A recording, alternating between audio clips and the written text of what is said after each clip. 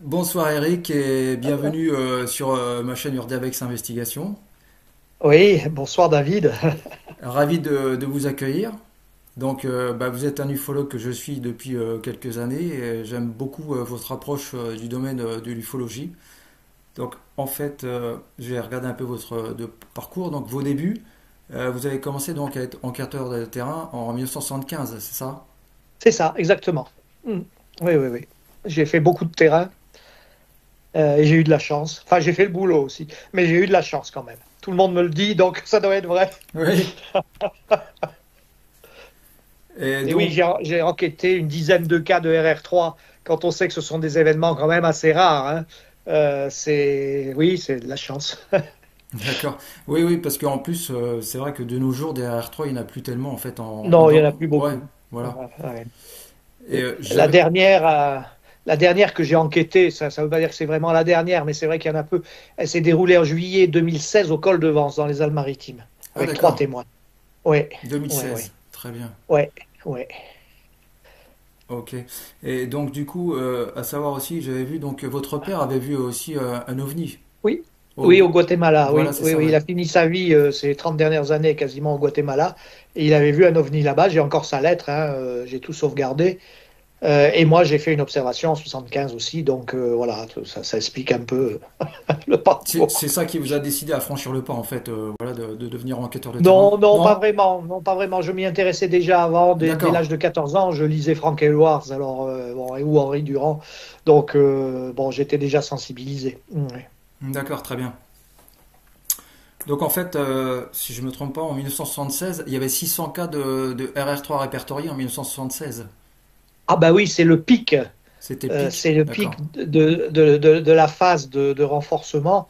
La décennie 70-80, c'est là où il y en a eu le plus. Alors, il n'y en a pas 600 tous les ans, mais c'est toujours dans les 300, 400, 500, quoi. Et je crois que 76, ça doit être le pic, 600. Ouais, au niveau mondial, hein, bien sûr. Ouais, au niveau Mm. mondial, d'accord, ouais. Ouais, ouais. D'accord, très bien. Et donc, notamment, il y avait eu un cas aussi en 78, j'avais vu en Italie, mauritanienne, un cas de RR3 qui était assez impressionnant. Oui, il y a pas mal de cas en Italie. Les Italiens travaillent beaucoup sur ce qu'ils appellent la casuistique. Alors, ça n'a rien à voir avec les jésuites, hein, Ouais, avec la morale jésuite. C'est tout simplement les listes de cas. Et il y a un ufologue qui s'appelait Paolo Fiorino qui a fait ça. Et alors, j'ai jamais pu avoir accès à son listing. Il y aurait 1800 cas. Ça me paraît quand même un peu étonnant. ah oui, Ça c'est doit énorme. être un petit peu tout dedans, hein, Ouais. voilà. Parce que quand vous faites des comptes sur le catalogue Rosales, par exemple, ou en croisant des catalogues, vous êtes à peu près, en expurgeant tout ce qui n'est en rien de l'ufologie, vous arrivez à peu près à 7500 cas mondiaux depuis le début, pour vous donner une idée, hein, voilà. Et moi, sur mon travail, j'ai réussi à sélectionner 4% de ça à peu près. D'accord. Ouais. Ça fait enfin un peu plus, ça fait 330 cas. Je Et- travaille là-dessus, c'est mon échantillonnage. Ouais. D'accord, très bien. C'est un cas de RR3, voilà, la colle sur loup. Donc ça, c'est un cas qui Ah m'a oui, ah impressionné, bah, 18 août 1975, qui a duré une heure c'est et ça. demie. C'est ça, une bonne heure et demie, oui, oui, oui. Il y a eu officiellement 6 témoins, en vérité, il y en avait beaucoup plus, mais il y en a qui se sont barrés quand ils ont vu que les gendarmes arrivaient. Il y avait une trentaine de personnes au départ. Et puis, il y en a 6 qui sont restés, ceux qui ont vécu la chose au plus près, et qui ont attendu les gendarmes le matin. Donc, c'est peut-être le plus gros cas français si on compte 1 heure et demie d'observation, 6 témoins, on va dire, des traces, des traces de radioactivité, hein, Ouais, ça c'est euh, impressionnant, et en plus, tapées tout de suite pour les gendarmes. Et le fait que le rapport de gendarmerie soit classé aujourd'hui sensible et ne soit plus accessible. C'est-à-dire que même des gens qui ont un haut poste dans les circuits administratifs ou militaires n'arrivent pas à avoir le rapport de gendarmerie. C'est quand même incroyable. ouais, Euh, ça c'est impressionnant. ouais, ouais, ouais. Et Alors, je puis, connais très bien le témoin, hein. Je l'ai enquêté. On est allé chez lui peu de temps après. Il habitait à Vence. Et je le connais bien depuis 40 ans, hein. Donc voilà. Et j'ai fait une contre-enquête avec mon ami Alain Gamard 2, 3 ans plus tard sur son compagnon qui était dans la tente avec lui, mais qui lui habitait et travaillait à Paris, dans la région parisienne. d'accord, ouais. Donc on l'a retrouvé sur son boulot. Il nous a tout confirmé. Enfin, c'était vraiment. C'est un gros cas, hein, la colle sur loup. Ouais, ouais, ouais. Et ce qui est aberrant, je dirais quelque part, c'est la forme des silhouettes, là, enfin en porte de frigidaire, Oui, quoi. des Ça, portes de frigidaire. Oui, oui. c'est, Mais un très bon interlocuteur que j'ai. Alors, je suis sur aucun réseau social, moi, hein, je d'accord, suis ouais. contre. Et c'est pas facile de m'avoir. De temps en temps, il y a des gens qui y parviennent. Ils passent par mon éditeur. D'accord. Voilà, et je vois un peu à qui j'ai affaire. Bon, il y en a un qui m'a dit, mais encore une fois, il m'a dit, les deux jeunes, ils pétaient de chaud dans la tente. Et bon, il y en a un qui sort, c'est lui qui voit, et l'autre voit aussi, il sort. Et comme par hasard, il y a une porte de frigidaire, quoi. Il y a quatre portes de frigidaire. Je dis, eh ben, vous voyez pas un lien? Il me dit. Je dis, oui, oui, mais on est dans les limites de l'interprétation quand même. Bon, c'est. Voilà. Mais c'est vrai que c'est un gros cas, la colle sur loup. Et des formes non anthropomorphes, il n'y en a pas beaucoup. Il y en a entre 18 et 20. Il y a un Anglais qui s'occupe que de ça. Ah, Et d'accord. il Ah oui, bosse c'est sa sur spécialité. 18-20 cas comme ça. D'accord. Ouais, c'est ça. Un ancien policier à la retraite, il bosse que là-dessus. C'est ce qui l'intéresse. Les cas non anthropomorphes. D'accord, ouais. Ouais, parce que, donc, en fait, la personne qui vous a parlé de ça, il pense que, comme vous l'expliquez sur certains cas, c'est-à-dire qu'en fait, il y a une espèce de mise en scène ou alors un lien avec Oui, les témoins, oui, etc. Donc là, en fait, du oui, coup, oui, comme ils oui. avaient chaud, il a pensé à ça par rapport aux portes de frigo. Voilà, Ouais, c'est ça, tout de suite. Il m'a dit, la seule chose qui nous empêche de voir, c'est nos réflexes anthropocentriques, mais il se pourrait que cette intelligence, tout en nous connaissant très bien, ne perçoive pas exactement ce que l'on est, et donc tente, parce que le mimétisme, c'est quoi? C'est une forme de communication, hein. Et qu'elle tente comment dire, de nous sensibiliser comme ça. Alors c'est sa théorie, mais elle est intéressante. C'est un docteur en ouais, sociologie, ouais, c'est c'est vrai que intéressant. c'est un point de vue que j'avais Ah pas ouais. pensé. Ouais, c'est clair, oui, par rapport Ouais, aux ouais. jeunes. Alors moi j'y ai pensé, mais je ne l'ai pas formaté. Lui, il l'a très très bien formaté, avec un esprit très rigoureux. Ouais. C'est intéressant, c'est intéressant. Et la particularité, le lendemain matin, donc il y avait donc la radioactivité, mais avant ça, je crois que vous aviez décrit, donc il y avait une espèce de poudre blanche, blanchâtre. Oui, Ouais. oui. Alors ça a été fréquemment observé depuis 54. Alors on a donné toutes sortes d'explications, hein. Ça va des fils d'araignée à tout ce qu'on veut. Ouais. Il y avait cette poudre blanche, effectivement. Dès que le soleil est arrivé, elle s'est évaporée. Il y avait des dégâts sur les arbres. Parce que la clairière, je la connais bien, curieusement, elle n'a pas bougé. Ça s'est construit autour, mais pas sur la clairière. Ah, d'accord. Donc c'est toujours cette clairière qui monte comme ça, et qui est plutôt rectangulaire, on va dire. Et en bas, il y a le petit cours d'eau. Et eux, ils étaient juste en bas. La tente, ils l'avaient mis en bas. Voilà. Donc j'y suis retourné en 2016 et le témoin était avec moi. C'est la première fois qu'il y retournait depuis 40 ans. Ah, d'accord, ouais. Ouais, ouais, ouais, ouais, ouais. Et de la... Il n'était pas tranquille, hein. Oui, il était Ça l'a traumatisé sûrement par cette expérience, ouais, j'imagine. traumatisé, peut-être pas, Non? mais ça l'a quand même beaucoup marqué. Beaucoup D'accord. marqué. Ouais, ouais, ouais. C'est... Après, chacun réagit un petit peu à sa Ah, bah c'est façon. sûr, oui. Il faut voir l'interaction. Bon, lui, il a eu une peur de l'autre monde et il a dit cette peur parce qu'il a un métier, il avait un métier où il a dû affronter des choses, hein, souvent. Mais il m'a dit cette peur-là, je l'ai jamais ressentie, elle n'était pas normale, c'est comme si elle m'avait été infusée. D'accord. Ça l'a beaucoup marqué, oui. C'est vrai. Ouais, face à C'est l'inconnu vrai. comme ça, c'est vrai que c'est totalement Oui, oui. inexplicable. Là, Oui, oui, oui. L'autre a moins eu peur. L'autre était un peu plus âgé, il avait 2 3 ans de plus. Visiblement, il était assez dépassionné du truc, hein, quand on ah, l'a. d'accord. Alors, il a tout confirmé dans les moindres détails. Oui, Ouais. oui, ça s'est passé comme ça, c'est curieux, c'est bizarre. Bon.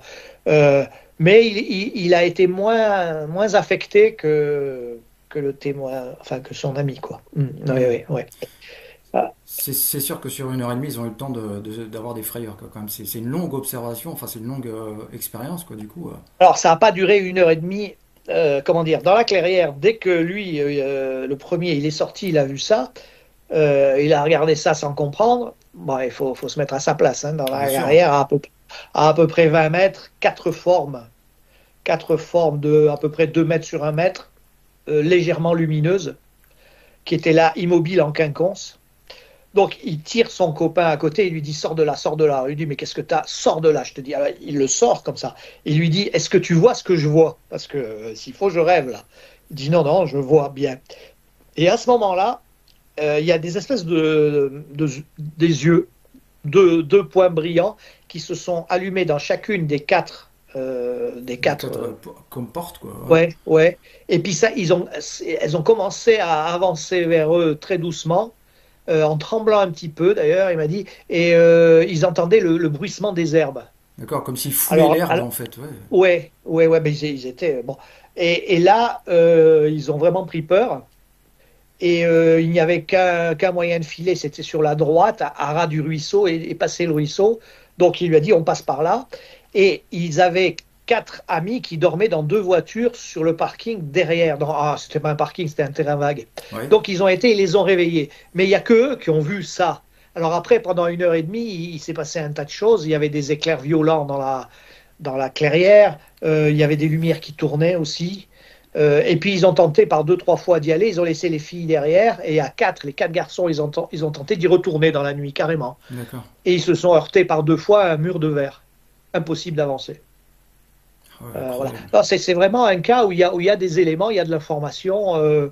La séquence est quand même très, très intéressante, oui. C'est vrai que ouais, non, c'est un cas complètement incroyable, quoi. Il y a aussi le cas qui m'a stupéfait, c'est avec le chasseur du bois Ah, ouais, du bois des du bois des Pranes. Pranes dans le Voilà. Var. Bon, ça, c'est le plus gros cas que j'ai enquêté. Et alors, c'est marrant, j'écris toujours, après 45 ans, j'écris toujours dessus et je réfléchis toujours à ça. J'ai jamais douté une seconde, il fallait rencontrer le gars. Hein. Le gars militaire hyper décoré en Algérie, sa femme m'a dit, Jean-Marie il est fou. Il a chargé sous la mitraille, enfin, c'est. Bon, euh, policier sur la Côte d'Azur, hein, en train de passer commissaire, chasseur. Ben, c'est d'ailleurs pour ça qu'il avait un cabanon pour aller se reposer dans le bois des Pranes où il chassait avec des amis. Mais là, la chasse n'était pas ouverte, il avait été uniquement pour se reposer. Euh, donc, quand vous voyez ce gars-là, il fait pas dans la dentelle, hein, le gars. C'est, comment dire, euh, encore une fois, il m'a raconté toute l'histoire, on a fait la reconstitution sur place, et le seul truc il m'a dit, j'ignore la peur de toute façon. Je Ouais, sais pas ce que carrément. c'est. Ouais. Ouais. Et il m'a dit, la seule chose que je regrette dans cette histoire, c'est de ne pas avoir réussi à en capturer un quand j'ai foncé sur eux à la fin. Ça, il m'a dit, je me le reprocherai toujours. Mais bon, comme tous les témoins, il ne se rend pas compte de la Du, dimension ouais, voilà. de ce qui s'est passé réellement. Du Euh, danger, des moi, conséquences. Ouais. non, même pas, c'est pas ça, c'est plus compliqué que ça. Euh, Moi, ça fait 45 ans que j'essaye de trouver une explication logique. J'y renonçais, il n'y en a pas. Toutes les explications logiques que vous pouvez trouver, elles sont totalement absurdes. J'en ai entendu un tas, mais c'est à se taper la tête contre les murs, tellement c'est idiot. Non, non, c'est en lien avec ce qu'il est. En fait, il a vécu une scène symbolique qui est le reflet de son vécu et de ce qu'il est. Voilà. D'accord, je vois, ouais, d'accord. Voilà. Voilà. C'est ça le truc. Hein. Alors, il faut savoir que dans le mimétisme, il y a trois niveaux. Hein. Le niveau le plus connu, même en ufologie, c'est le niveau de base, le niveau 1, où on a la plupart du temps le phénomène mime des artefacts humains, la plupart du temps aériens, mais pas toujours, pas toujours. Il peut mimer des choses à ras du sol, de voitures. On a des cas avec des voitures, même avec. Il y a deux, trois cas avec des motos aussi, C'est ce que j'allais vous où dire. Ouais, il me semble visiblement. que j'avais vu un cas avec des Ouais, motos. Ouais, ouais. ouais. Et puis alors, moi, ce qui m'inquiète beaucoup plus, c'est pas ça. C'est qu'il est capable de mimer des petits objets. Alors ça m'inquiète beaucoup. D'accord. Voilà. Donc c'est les trains. Il y a énormément de trains mimés. D'ailleurs, la plus grosse observation mondiale, elle est française. Hein, ça a été fait par des gendarmes Ah oui. à, près de Lyon. Donc voilà. Ça c'est le premier niveau de mimétisme. Alors il est absurde. Il est probable que la plupart des témoins ne parlent pas parce que c'est tellement absurde que déjà comme ça, s'ils voient un phénomène qui passe pour un ovni, une soucoupe, tout ce que vous voulez. Vous en avez à peu près 1 sur 10 qui parlent, hein, parce qu'ils savent ce qu'ils risquent. Mais là, avec le mimétisme, il n'y en a pas 1 sur 20 qui parle, hein, ça c'est sûr. On a eu de la chance, là, parce que ça continue de se produire, hein, ces histoires.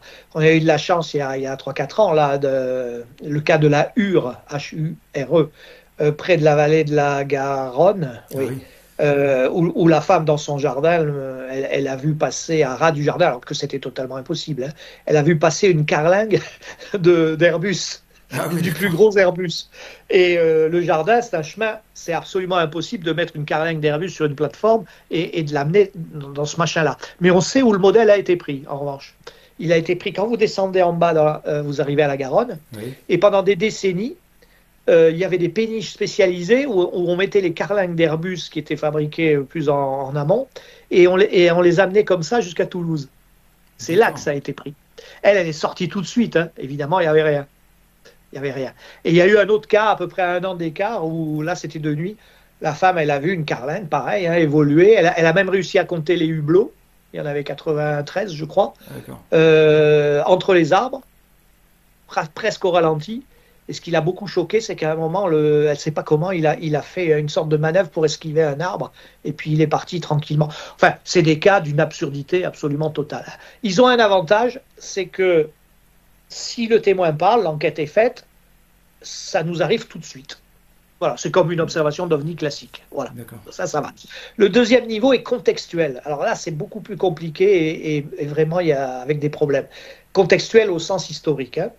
Le phénomène est capable de s'intégrer dans certains contextes. Vous avez des exemples types, il y en a plein, mais par exemple la vague de 1946 sur la Scandinavie, quand on regarde un peu, 400 observations, 20 ou 30 crashs de rien. Bon, on vient de sortir de la guerre, tout le monde a le V2 en tête, et on rentre dans la guerre froide, et c'est quoi la guerre froide? C'est des milliers de missiles armés de têtes nucléaires des deux côtés, hein. Bon, et comme par hasard, alors on pense à l'époque que c'est les Russes, on sait aujourd'hui que c'était pas les Russes, même les Américains se sont inquiétés. D'ailleurs, c'est la vague la mieux enquêtée de l'histoire parce que justement, ils ont eu peur. Ils ont mis l'armée, ils ont mis des policiers de haut vol avec des moyens. Voilà, ils ont eu peur. Et on n'a absolument rien retrouvé. Et au cas où on aurait la comprenette difficile, eh ben, il y a eu des crashs de rien en plus.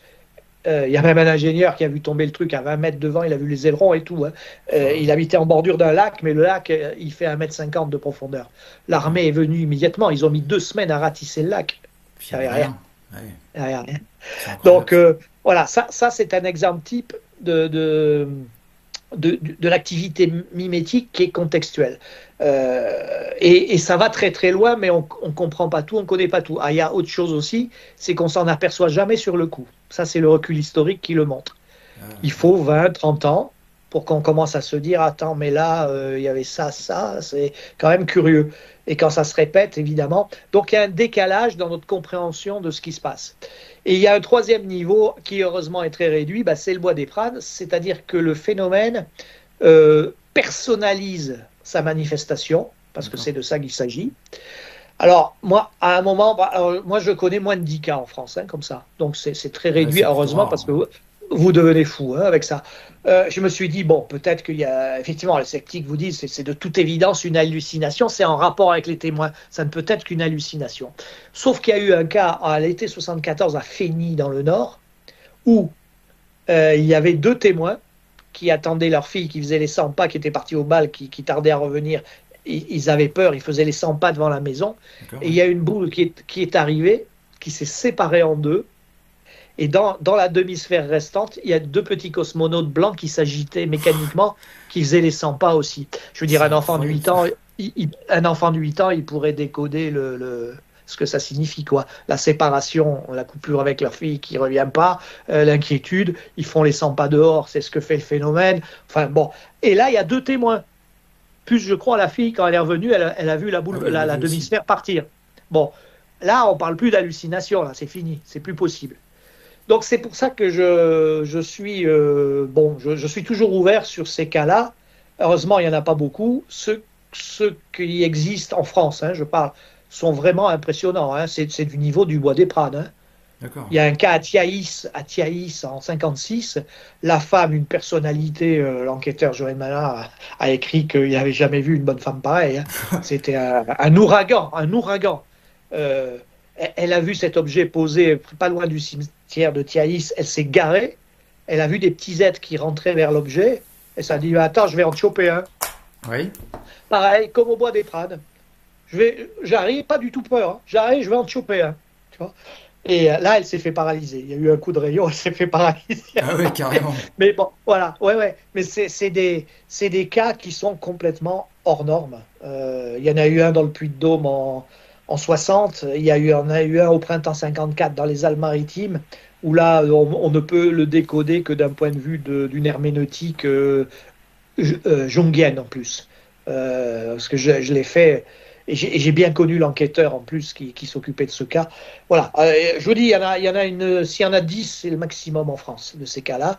Et c'est les plus problématiques, évidemment. Hein. Parce que ça pose un tas de questions. Comment cette intelligence a accès, comment elle a accès au contenu de la vie de quelqu'un? Ouais, avec la conscience, Alors, il y a enfin, pas on de pense, enfin, je sais pas. voilà, le phénomène conscientiel nous échappe complètement, ou alors c'est nous qui produisons ça dans une construction, mais à notre insu, si vous voulez, D'accord, ouais. en lien avec une ontologie. Et comme par hasard, c'est les deux hypothèses principales qui animent, on va dire, entre guillemets, le milieu. Vous avez l'hypothèse exogène, comme on dit aujourd'hui, extraterrestre, qui est à 90%, tout le monde la partage, parce que c'est spontanément logique, évidemment. Mais vous avez 10% de gens, généralement très cultivés, avec des diplômes, avec une qualité de diplôme à faire pâlir, qui pensent, eux, pour une hypothèse endogène, Ah ce oui, qui signifie que ce serait directement en lien avec nous, on pourrait qui, produire ça, ouais, mais quand on produit. dans un lien ontologique avec l'univers qu'on ne comprend pas encore. Voilà, c'est un peu les deux grandes hypothèses, ça peut être autre chose aussi, hein, mais voilà, sociologiquement, c'est ça qui tient la route, quoi, pour l'instant. Depuis les années 70, c'est comme ça. Et ça se bagarre, hein, évidemment. Les Oui, deux bah oui, peuvent pas se voir. Hein. les deux camps différents, ouais, endogène et exogène, Ah mais ouais. On est presque à deux c'est, églises, hein, enfin ouais, face bien à sûr, ouais, face, ouais, c'est tout à fait différent le point de vue, ouais, complètement différent, ouais, c'est complètement. clair. Complètement. Mais chacun a ses arguments, des arguments très forts. Hein. Ceux qui penchent pour l'endogène, non seulement ils sont plus intelligents et cultivés, mais quand ils vous balancent leurs arguments, il y a de quoi réfléchir quand même. Alors moi, je ne prends pas position, ça, on n'a pas de preuves. Ça peut être l'un ou l'autre, ou encore autre chose. Oui. Mais ce qui est intéressant, c'est l'étude de tout ça. Voilà.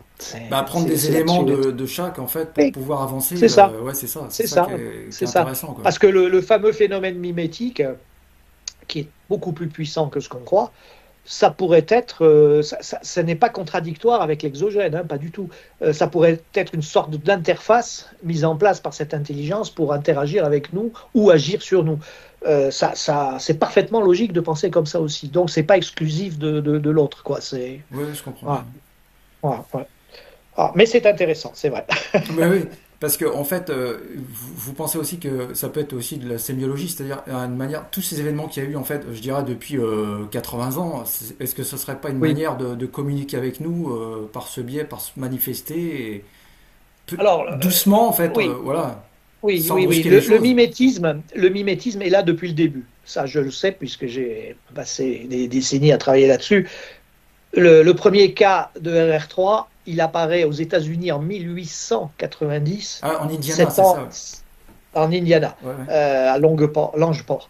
Il a été révélé récemment, hein, c'est un secret de famille comme d'habitude. Hein, tous les cas de l'entre-deux-guerres, c'est des secrets de famille. Donc, c'est révélé sur le tard. Il y a de l'information qui s'est perdue de génération en génération, évidemment. On ne connaît même pas la forme de l'objet, mais c'est ça. Ça en est, c'est sûr. Et après, tous les autres cas, pour beaucoup, on retrouve des liens mimétiques à différents niveaux. C'est mimétique. Alors, je ne dis pas que tout le phénomène est mimétique, hein, ce serait sectaire de ma part de dire ça. On peut parfaitement imaginer une interface qui interagit avec nous, et puis derrière, ces immenses appareils qu'on voit parfois ou qu'on détecte par radar, qui pourraient être à l'origine de ça, bien sûr, selon une physico-technologie qui nous dépasse, bien sûr. Hein. Ça c'est possible. Mais le phénomène est très mimétique. Quant à la sémiologie, c'est une discipline qui, à mon avis, c'est un outil particulier dont on devrait plus se servir parce que elle peut vraiment expliquer beaucoup de choses. En tout cas, c'est un bon support d'approche pour décoder l'information, notamment des séquences, c'est-à-dire la partie centrale de l'observation. Hein. Euh, et je ne sais pas si vous avez vu l'étude sémiologique que j'ai faite sur le cas le cas de la Réunion en 68, de la plaine des Cafres, où personne n'avait vu ça. Or, c'est ça, c'est ce que j'ai dit là. J'ai pas l'ombre d'un doute là-dessus. Hein. C'est exactement ça. Donc, on est dans un cinéma vivant qui nous est montré là. On est dans quelque chose de vraiment complexe, donc, dont on commence à avoir une vague idée d'ailleurs, parce que pendant 50 ans, on s'est heurté à ce que j'appelle moi la quadrature du cercle, c'est-à-dire comment vous expliquer qu'un objet vient se poser, il a une apparence métallique, usiné, il laisse des traces, Oui. il peut être éventuellement détecté par radar, et en même temps, il y a des phénomènes psy autour, il y a parfois un contact psychique, donc conscientiel, euh, et ça peut être le support d'un métalangage. Comment vous réunissez les deux? Pendant 50 ans, on s'est cassé les dents là-dessus. Aujourd'hui, quand vous suivez un peu les évolutions, on est à 15 ans de faire des choses comme ça. D'accord, ouais. Oui, et oui. Et le parallèle avec le cinéma est excellent. C'est exactement ça. Aujourd'hui, avec le numérique dans le cinéma, depuis 20 ans à peu près, au moins, on est capable de vous montrer tout ce qu'on a envie de vous montrer, hein. Oui, ça a Londres qui évolué, ouais, ouais. explose, Mm. un dragon qui vous passe au-dessus de la C'est tête, vrai qu'on peut etc. concrétiser des choses Mais, maintenant, bon. ouais, ouais. Mais vous sortez du cinéma, vous savez que c'est du cinéma et c'est fini. Vous êtes dans la réalité. On est à 15 ans de réussir de parvenir à faire ça dans la réalité. Et il y en a certains qui commencent à s'angoisser sérieusement. Alors comment c'est possible? Parce qu'on assiste depuis plus de 20 ans maintenant, plus de 20 ans, mais c'est à bas bruit, hein, ça vient des États-Unis évidemment, de la Silicon Valley entre autres, Ah oui. et même eux prennent peur. On assiste à la convergence de trois disciplines qui apparemment n'ont rien à faire entre elles, ensemble. C'est la nanotechnologie, avec son fameux effet de brouillardoutis en devenir, où on pourrait effectivement vous montrer n'importe quoi, mais ça, c'est pas le plus grave. C'est que la deuxième discipline, c'est la biotechnologie. Ça veut dire qu'il pourrait y avoir une part de vivant dans cette histoire. Ouais. Et la troisième discipline, c'est l'IA, Ah l'intelligence oui, l'intelligence artificielle. artificielle. Ouais. Voilà. Donc, on serait d'ici 15-20 ans face à des scènes qui interviendraient dans notre réalité, dont on ne serait pas capable de faire la différence d'ailleurs. Alors, je donne toujours le même exemple. Imaginez qu'une entreprise un peu facétieuse fasse votre double. Et vous vous retrouvez face à vous-même dans une pièce. Bon, vous êtes un peu courageux, vous avancez dessus, main en avant. Vous pouvez rencontrer du dur, parce que ça peut laisser des traces, ou agir sur l'environnement, mais vous pouvez aussi passer à travers. Vous passez à travers, elle se dilate en des milliards de particules et se reconstitue immédiatement derrière vous. Ouais. C'est ça qu'on est en train de faire. Et même ceux qui font ça commencent à prendre peur. Pourquoi? Parce que alors, la grande peur qui rôde, c'est qu'ils se demandent si... Alors, il n'y a pas de mot pour que... Il n'y a pas de concept pour appeler ça. Moi, j'appelle ça la chose parce que je ne sais pas comment appeler ça. Bon, euh, ils ont peur qu'elle s'auto-reproduise seule. Ah oui, d'accord. Vu qu'elle est vivante et hyper Intelligente. Bah intelligente oui, oui. et qu'elle peut prendre toutes les formes. Euh, alors, j'ai pas besoin de vous faire un dessin sur ce qui risque d'arriver si c'est ça, hein. Ah oui, c'est Et clair. il y a un auteur qui s'appelle Michael Crichton Ah qui oui, oui, relaie d'accord. Oui, leur, je connais. Ouais. Ouais, qui d'accord. relaie leur inquiétude parce que sous la forme de roman, bien sûr, très bien fait, Mm, mm. la proie, la sphère c'est plus extraterrestre, mais la proie, c'est fascinant, hein, la proie. Et il montre ce qui pourrait arriver un petit peu au plus bas niveau, hein, quand même. Mais il y a de quoi prendre peur, effectivement. Si on est face à quelque chose comme ça, fait par une intelligence très avancée, on peut espérer qu'elle maîtrise le truc. C'est-à-dire qu'une fois la séquence terminée, clac, il y a extinction définitive et c'est fini. Speriamo bene, hein, en italien. Ouais. Espérons bien que si c'est ça, espérons bien. Parce qu'il y a vraiment de quoi se faire du souci, là. Voilà. Mais en tout cas, ce qui est sûr, c'est que ça cadre à 100% avec les histoires de rencontres rapprochées. À 100%. Ça explique totalement tout. Ça ne veut pas dire que c'est ça d'ailleurs, hein, parce que ce n'est que des analogies. Bon, Mais c'est une mais possibilité, oui. c'est une forte Oui. possibilité. Ouais. Oui, oui, oui, oui, oui. Ouais. Il y en a d'autres, hein, il y en a au moins une autre, mais qui est plus complexe. Donc, bon, on travaille là-dessus et puis on voit. Enfin, je travaille là-dessus. C'est un peu Oui. ma spécialité. Bah, d'ailleurs, Mais j'ai pas mal de relations. Ouais. j'allais vous dire, moi j'ai eu des témoignages et ce que vous me dites, ça me fait penser à un cas. Donc le témoin s'appelle Daniel et donc il a Oui. eu en juin 2012 une observation de RR1. Donc il était seul, hein, chez lui dans la cuisine. Il a vu un objet s'approcher. Il l'a vu du coin de l'œil au départ. Et donc cet objet était plutôt ovoïde. Alors il m'a dit la matière c'était un peu comme du métal liquide, vraiment une perfection absolue, avec trois lumières oranges à l'intérieur.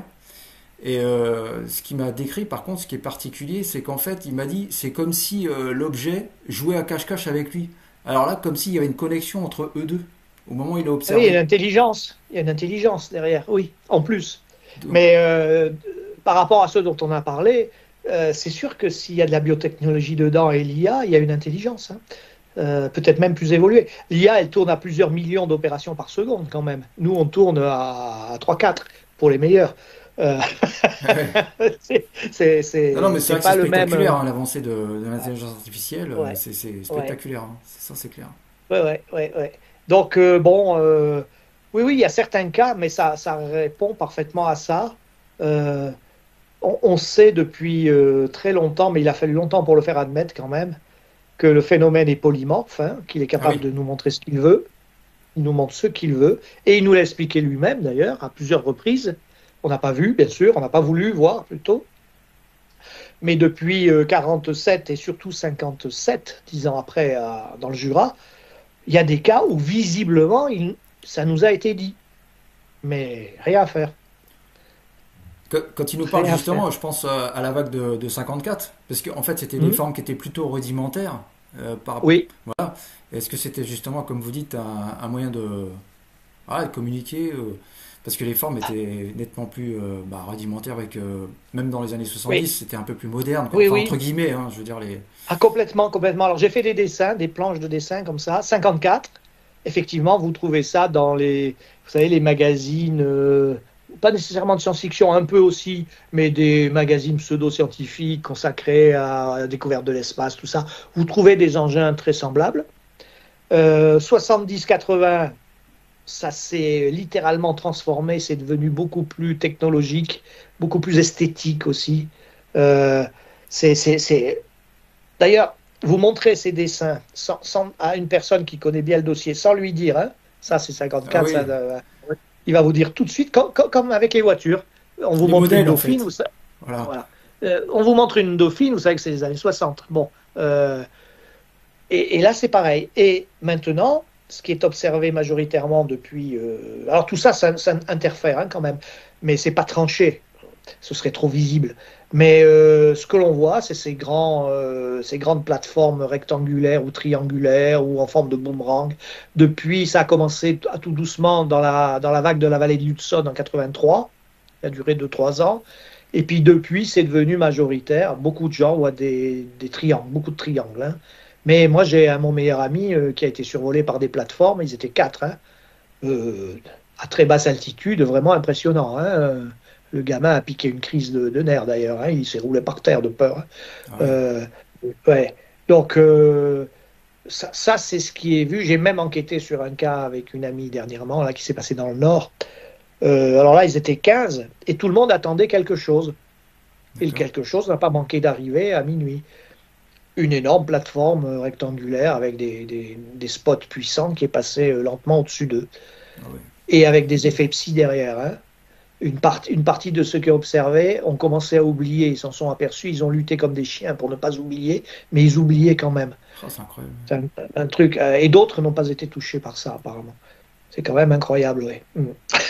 Ouais. Oui. Et oui, parce que à propos de triangle, c'est pareil. J'ai tout de suite pensé à vous quand ce témoin m'a fait part de son cas. Donc en fait, je vous avais envoyé une vidéo. C'est un triangle en fait qui a été vu à Rogny, les Sept-Écluses, dans Lyon où je réside. Et en fait, ce témoin avait l'habitude de prendre la route, d'emprunter la route. Voilà, il venait de Ouzor-sur-Trézé dans le Loiret, et puis il prenait fréquemment cette route. Et en fait, au départ, moi j'ai pensé à vous parce que je me suis, on dirait une mise en scène en fait. C'est-à-dire qu'il a vu un triangle. Au début, il a cru que c'était les arbres qui chutaient en fait, c'était l'été, avec le vent et tout ça, des arbres qui tombaient. Puis finalement, plus il Mm, s'approchait, plus il a vu que c'était une forme triangulaire, donc un ovni triangulaire. Il s'est garé un mm. peu plus loin, mais tout ça, on aurait dit que c'était vraiment une mise en scène ce qu'il a observé. Et ce triangle, il a été vu 1 heure plus tard à Auxerre et à Pont-sur-Yonne. Donc il y a 3 témoins oculaires, mais c'était particulier. On dirait qu'en fait, ce phénomène, c'est ce que je lui ai dit, vu la description qu'il me fait, on aurait dit qu'il l'attendait quelque part. C'est étrange comme. Oui, oui, oui. Alors ça a été le sens de mon intervention, ça a un peu secoué d'ailleurs, parce que c'était très scientifique et scientiste même, écolémenté un peu. Ouais, Eco Event hein, en novembre 2023 à la Sorbonne, hein. Donc j'intervenais et c'est là-dessus que je suis intervenu sur la notion d'intentionnalité qui est ouais, la cinquième caractéristique. Voilà. Et j'ai un peu expliqué comment on l'avait découvert. Parce que j'ai fait partie dans les années 70-80. On était quelques chercheurs dont les noms, beaucoup sont oubliés aujourd'hui. De toute façon, un chercheur reste toujours anonyme en général. Hein. Et c'est nous qui avons découvert l'intentionnalité. Comment? Eh ben, ça a commencé en regardant les rencontres rapprochées. Il y en avait beaucoup sur toute la planète. Et en fait, il n'y a que 2 protocoles d'apparition. Il n'y en a pas 36, il y en a 2. Hein. C'est le positionnement préalable qui est majoritaire, comme si l'OVNI attendait le témoin dans le champ à côté avec sa voiture ou sur la route. Et le deuxième, c'est l'arrivée impromptue sur zone. Alors après, ça fait à peu près un rapport de 45-55. 55 pour le positionnement préalable. Et c'est homogène sur toute la planète, cette histoire. Bon, c'était déjà quelque chose qui nous a un peu interpellés. Et puis on s'est aperçu, après il faut regarder au cas par cas. Et on s'est aperçu que dans 60% en moyenne à peu près des cas, il y avait ce qu'on peut appeler un stimulus, qu'on avait sous le nez depuis le début et qu'on n'avait pas vu, comme d'habitude. Déjà, on ne voit pas ce qu'on a sous les yeux, des fois, alors ce qu'on a sous le nez, on ne voit pas. Et quand vous regardez les cas, vous apercevez que sans le stimulus, l'observation n'aurait jamais eu lieu. Jamais. Donc ça nous a poussé un petit peu plus. Et puis, quand on s'est aperçu, c'est un peu moi qui fais cette découverte, c'est que dans tous les pays, vous avez des cas où il y a un stimulus, donc, et il y a, pas beaucoup, mais il y a 1, 2, 3 cas par pays où le stimulus a duré, tenez-vous bien, 1 heure. Ah oui, d'accord, avant que le témoin aperçoive. Avant que les témoins sortent, parce que c'est toujours la même chose, hein, ils sont dans une maison, dans une ferme, ils mangent, et puis au bout d'1 heure, qu'est-ce que c'est que cette histoire? C'est en général soit sonore, soit lumineux, il y a quelques exceptions, mais c'est ça. Qu'est-ce que c'est que ça? Ils sortent, et évidemment, c'est là que ça commence.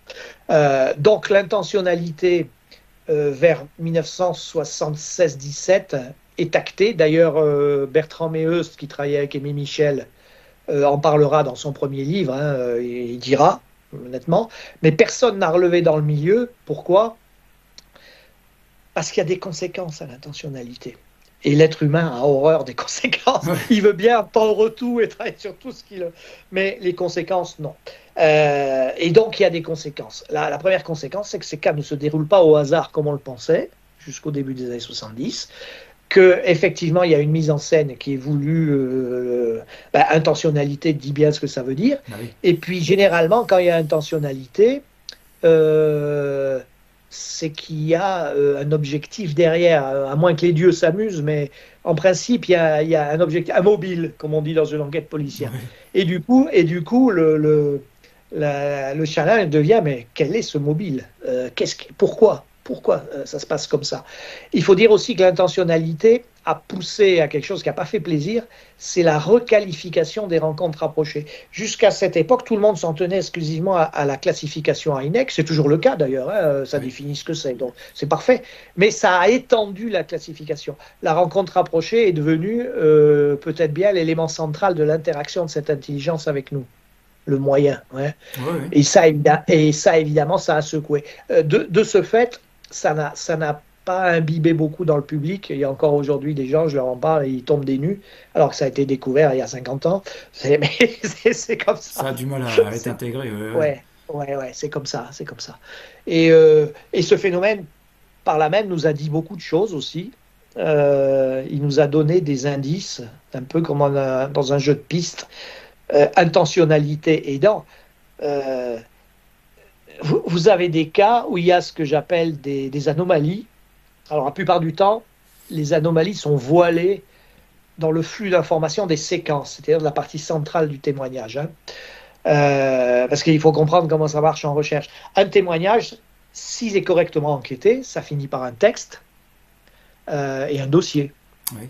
Donc ça se traduit par une ligne, il faut imaginer une ligne horizontale, séquencée, parce que l'information vaut de l'or, le but c'est de séquencer l'information pour ne pas en perdre, d'accord, et travailler dessus, et c'est séparé en 3 parties. Pourquoi 3 parties? C'est parce que ça correspond à ce qui se passe. Il y a une manière dont ça commence, à laquelle on ne fait jamais attention, il y a une manière dont ça se termine, qui concerne les modalités de l'élusivité, la plus puissante caractéristique du phénomène, et il y a la partie centrale, le gros morceau, qu'on appelle la séquence, qui est la plus riche normalement en informations, et c'est généralement ce que les gens retiennent. Voilà. On a découvert l'intentionnalité en travaillant exclusivement sur la manière dont ça commence. Oui, parce que Et c'est ça qui est important en fait. Voilà. Avant la ben, séquence, voilà, l'intentionnalité, oui, c'est clair. Et voilà, c'est vrai voilà. qu'il y a beaucoup de Et gens qui font pas attention. il arrive que l'intentionnalité déborde dans la séquence aussi. Ah oui, Ça, c'est très intéressant. Et on le sait depuis la même décennie, hein, parce qu'on commence à parler d'ostentation. Qu'est-ce que c'est que l'ostentation par rapport à une pièce de théâtre, notamment. On commence à parler de comportement histrionique. Qu'est-ce que c'est qu'un histrion? C'était un acteur de théâtre dans la Rome antique. oui, Tout ça commence à se mettre en place à ce moment-là, mais ça n'a pas filtré vers le public. C'est vrai, c'est resté du domaine de la recherche. Parce que ça ne correspondait pas à la doxa qu'on voulait absolument plaquer dessus. Il faut quand même se rappeler comment ça part, hein, cette histoire. Aimé Michel me l'avait dit, on a eu une longue discussion là-dessus. Il me dit, mais nous sommes face à ce phénomène. Il avait eu une phrase, on ne peut pas comprendre l'OVNI parce qu'on n'est pas capable de le penser. ah oui, voilà. Et pourquoi n'est-on pas capable de le penser? Lui avait défini ce que c'était. On est face à la manifestation d'une hyperphysique très avancée dans notre environnement. Or, nous, dans notre bulle évolutive, si on a affaire à une bulle évolutive qui est à 1 million d'années ou 100 000 ans devant, c'est fini. On peut pas. Donc, le résultat, c'est qu'on est dès le départ dans une sorte de vide des origines, un vide existentiel presque. Et du coup, ce vide, il faut bien le combler. Et on va le combler avec la théorie qui semble la plus adéquate. Alors, c'est là que l'histoire des idées intervient, que c'est assez rigolo. À partir des années 50, du début des années 50, la soucoupe volante, puisque c'est le terme de l'époque, Oui, c'est vrai. vient de la planète Mars. Oui, les Martiens, Vient de la planète Mars. Et l'OVNI est construit en tôle et boulons et usiné comme nos voitures et nos avions. Le problème, c'est que quand vous mettez ça, alors ça, c'est la théorie admise, on va dire, qui se recroqueville très vite sur elle-même, ça devient une doxa. Et l'information qui remonte en permanence et qui porte des éléments contradictoires avec la doxa, vous êtes dans ce qu'on appelle une dissonance, qui est permanente. Et ça, c'est une mécanique infernale à terme. Parce qu'il arrive, quand le flux d'informations augmente brutalement, ce qui s'est passé en 70-80, la dissonance elle devient d'ailleurs dissociation, et elle fait imploser le système dédié. C'est ce qui s'est passé pour l'ufologie française, la plus brillante au monde. En 80, elle a implosé. Et les gars se sont retrouvés, alors beaucoup ont abandonné, d'autres ont viré aux sceptiques, et beaucoup se sont retrouvés dans le vide des origines. Et le problème, c'est que vous ne pouvez pas remplacer un vide par un autre vide. oui. Reconstruire une théorie, ça prend beaucoup de temps et il n'est pas sûr qu'elle soit pertinente à l'arrivée. Et moi, je pense en plus que le phénomène est cyclique. Il peut être cyclique de par Oui, sa j'ai vu ça nature. récemment. Oui, oui, il y a quelqu'un du Japon qui a établi un tableau là en fait. Oui, il a vu que c'était cyclique. En effet, il a établi ça. Oui, j'ai vu ça.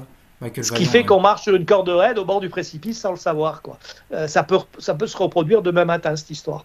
Donc voilà, c'est les contraintes de l'UFA. Et avec ça, avec cette situation, on a laissé passer un tas de choses.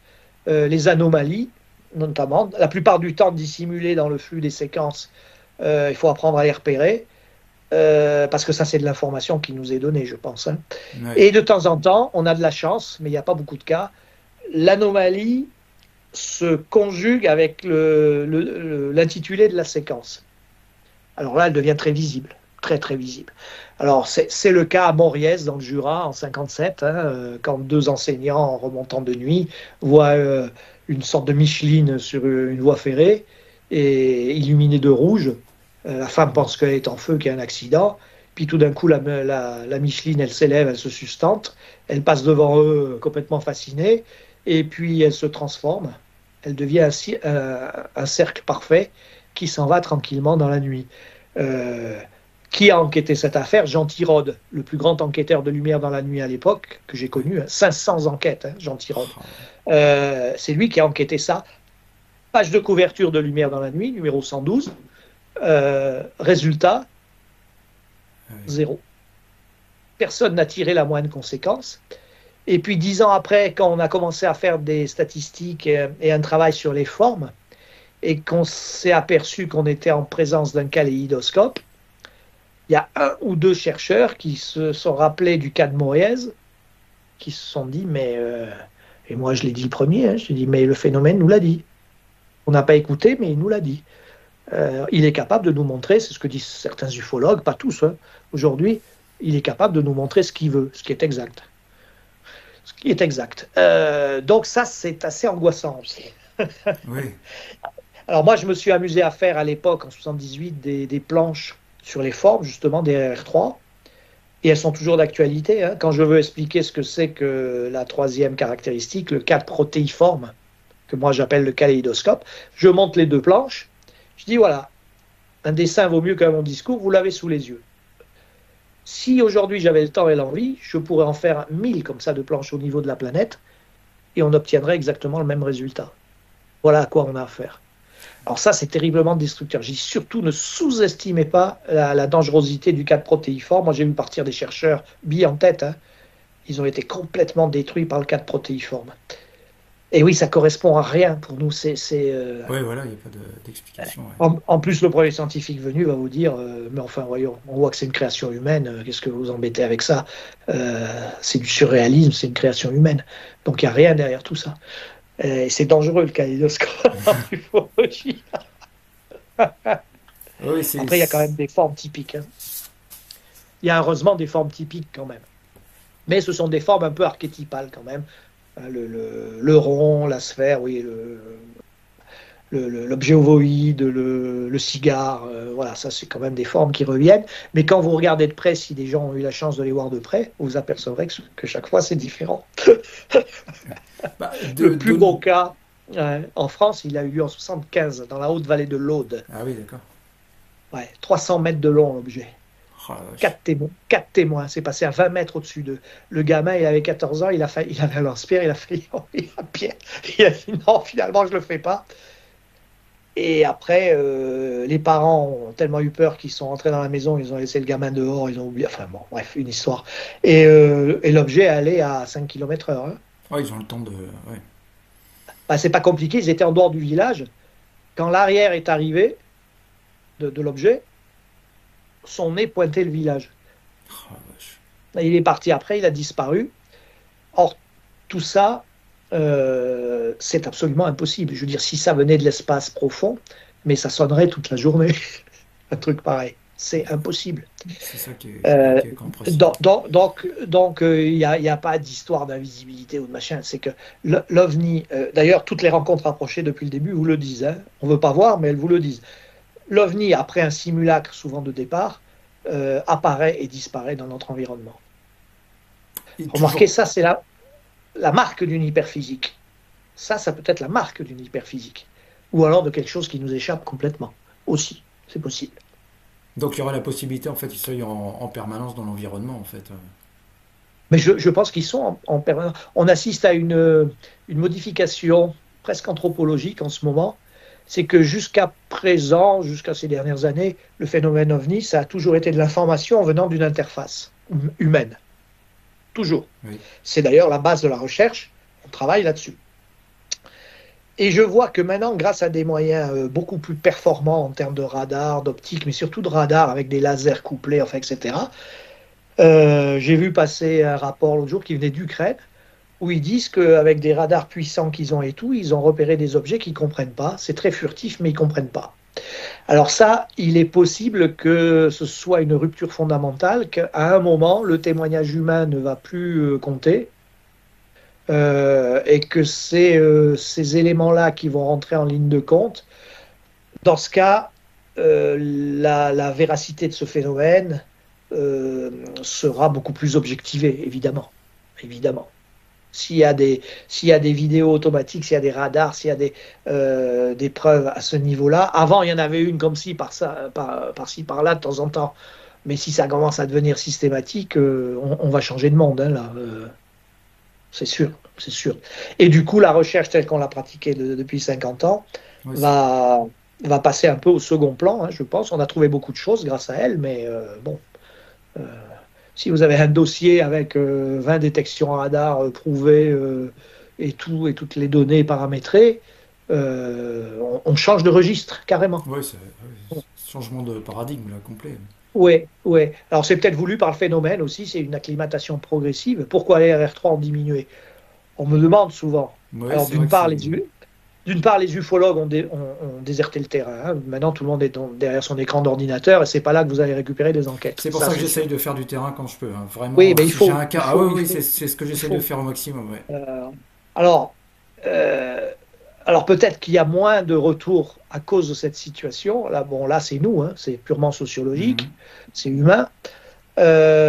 Mais peut-être aussi que le phénomène a pu décider que, parce qu'il ne faut jamais oublier l'intentionnalité derrière, il a pu décider qu'il ne pouvait pas continuer comme ça à faire des simulacres de manifestations de RR3, de tout ce qu'on veut, sans que finalement on réagisse, enfin la société, les systèmes, pas nous, mais réagissent quand même à un moment donné, parce que ça va bien de dire que c'est du folklore sur un arrière-plan mythologique et de trouver toutes les excuses, mais il y a un moment où si c'est trop, hein, ça va finir par saturer. Et c'est peut-être pour ça que ça a diminué.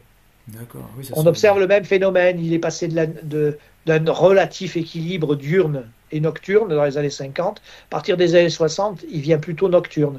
Aujourd'hui, l'OVNI est plutôt de la nuit, majoritairement, largement Ouais, ouais, même. majoritairement, ouais. Ouais. Ouais, ouais. Donc, c'est peut-être le même genre d'évolution aussi. On l'observe sur des statistiques, on peut observer tout ça, je le fais souvent, mais après, il faut les interpréter, et là, vous n'avez pas, vous avez pas toujours les clés, hein, non plus, c'est difficile. C'est pareil en sémiologie d'ailleurs, hein. Vous savez, il y a un livre célèbre d'Umberto Eco, Les limites de l'interprétation, Ah qui est oui. très commenté, hein, ouais, bon. Alors pourquoi faut-il des limites de l'interprétation? Puisque dans la sémiologie, qui est une discipline qui étudie le sens des messages, si vous voulez, ou de la communication entre les signes. Donc, c'est une structure trinitaire, en fait, hein. Vous avez d'un côté ce qu'ils appellent le signifiant, qui est l'outil qui porte le message. Vous avez de l'autre côté le signifié, qui est le message. Et tout ça est fait au bénéfice de quelqu'un qui regarde, qui Qui va perçoit le le truc. recevoir, ouais, Voilà. ouais. Donc, voilà. Or, Eco dit, mais entre le signifiant et le signifié, très souvent, on ne voit pas le lien, on ne voit pas le message.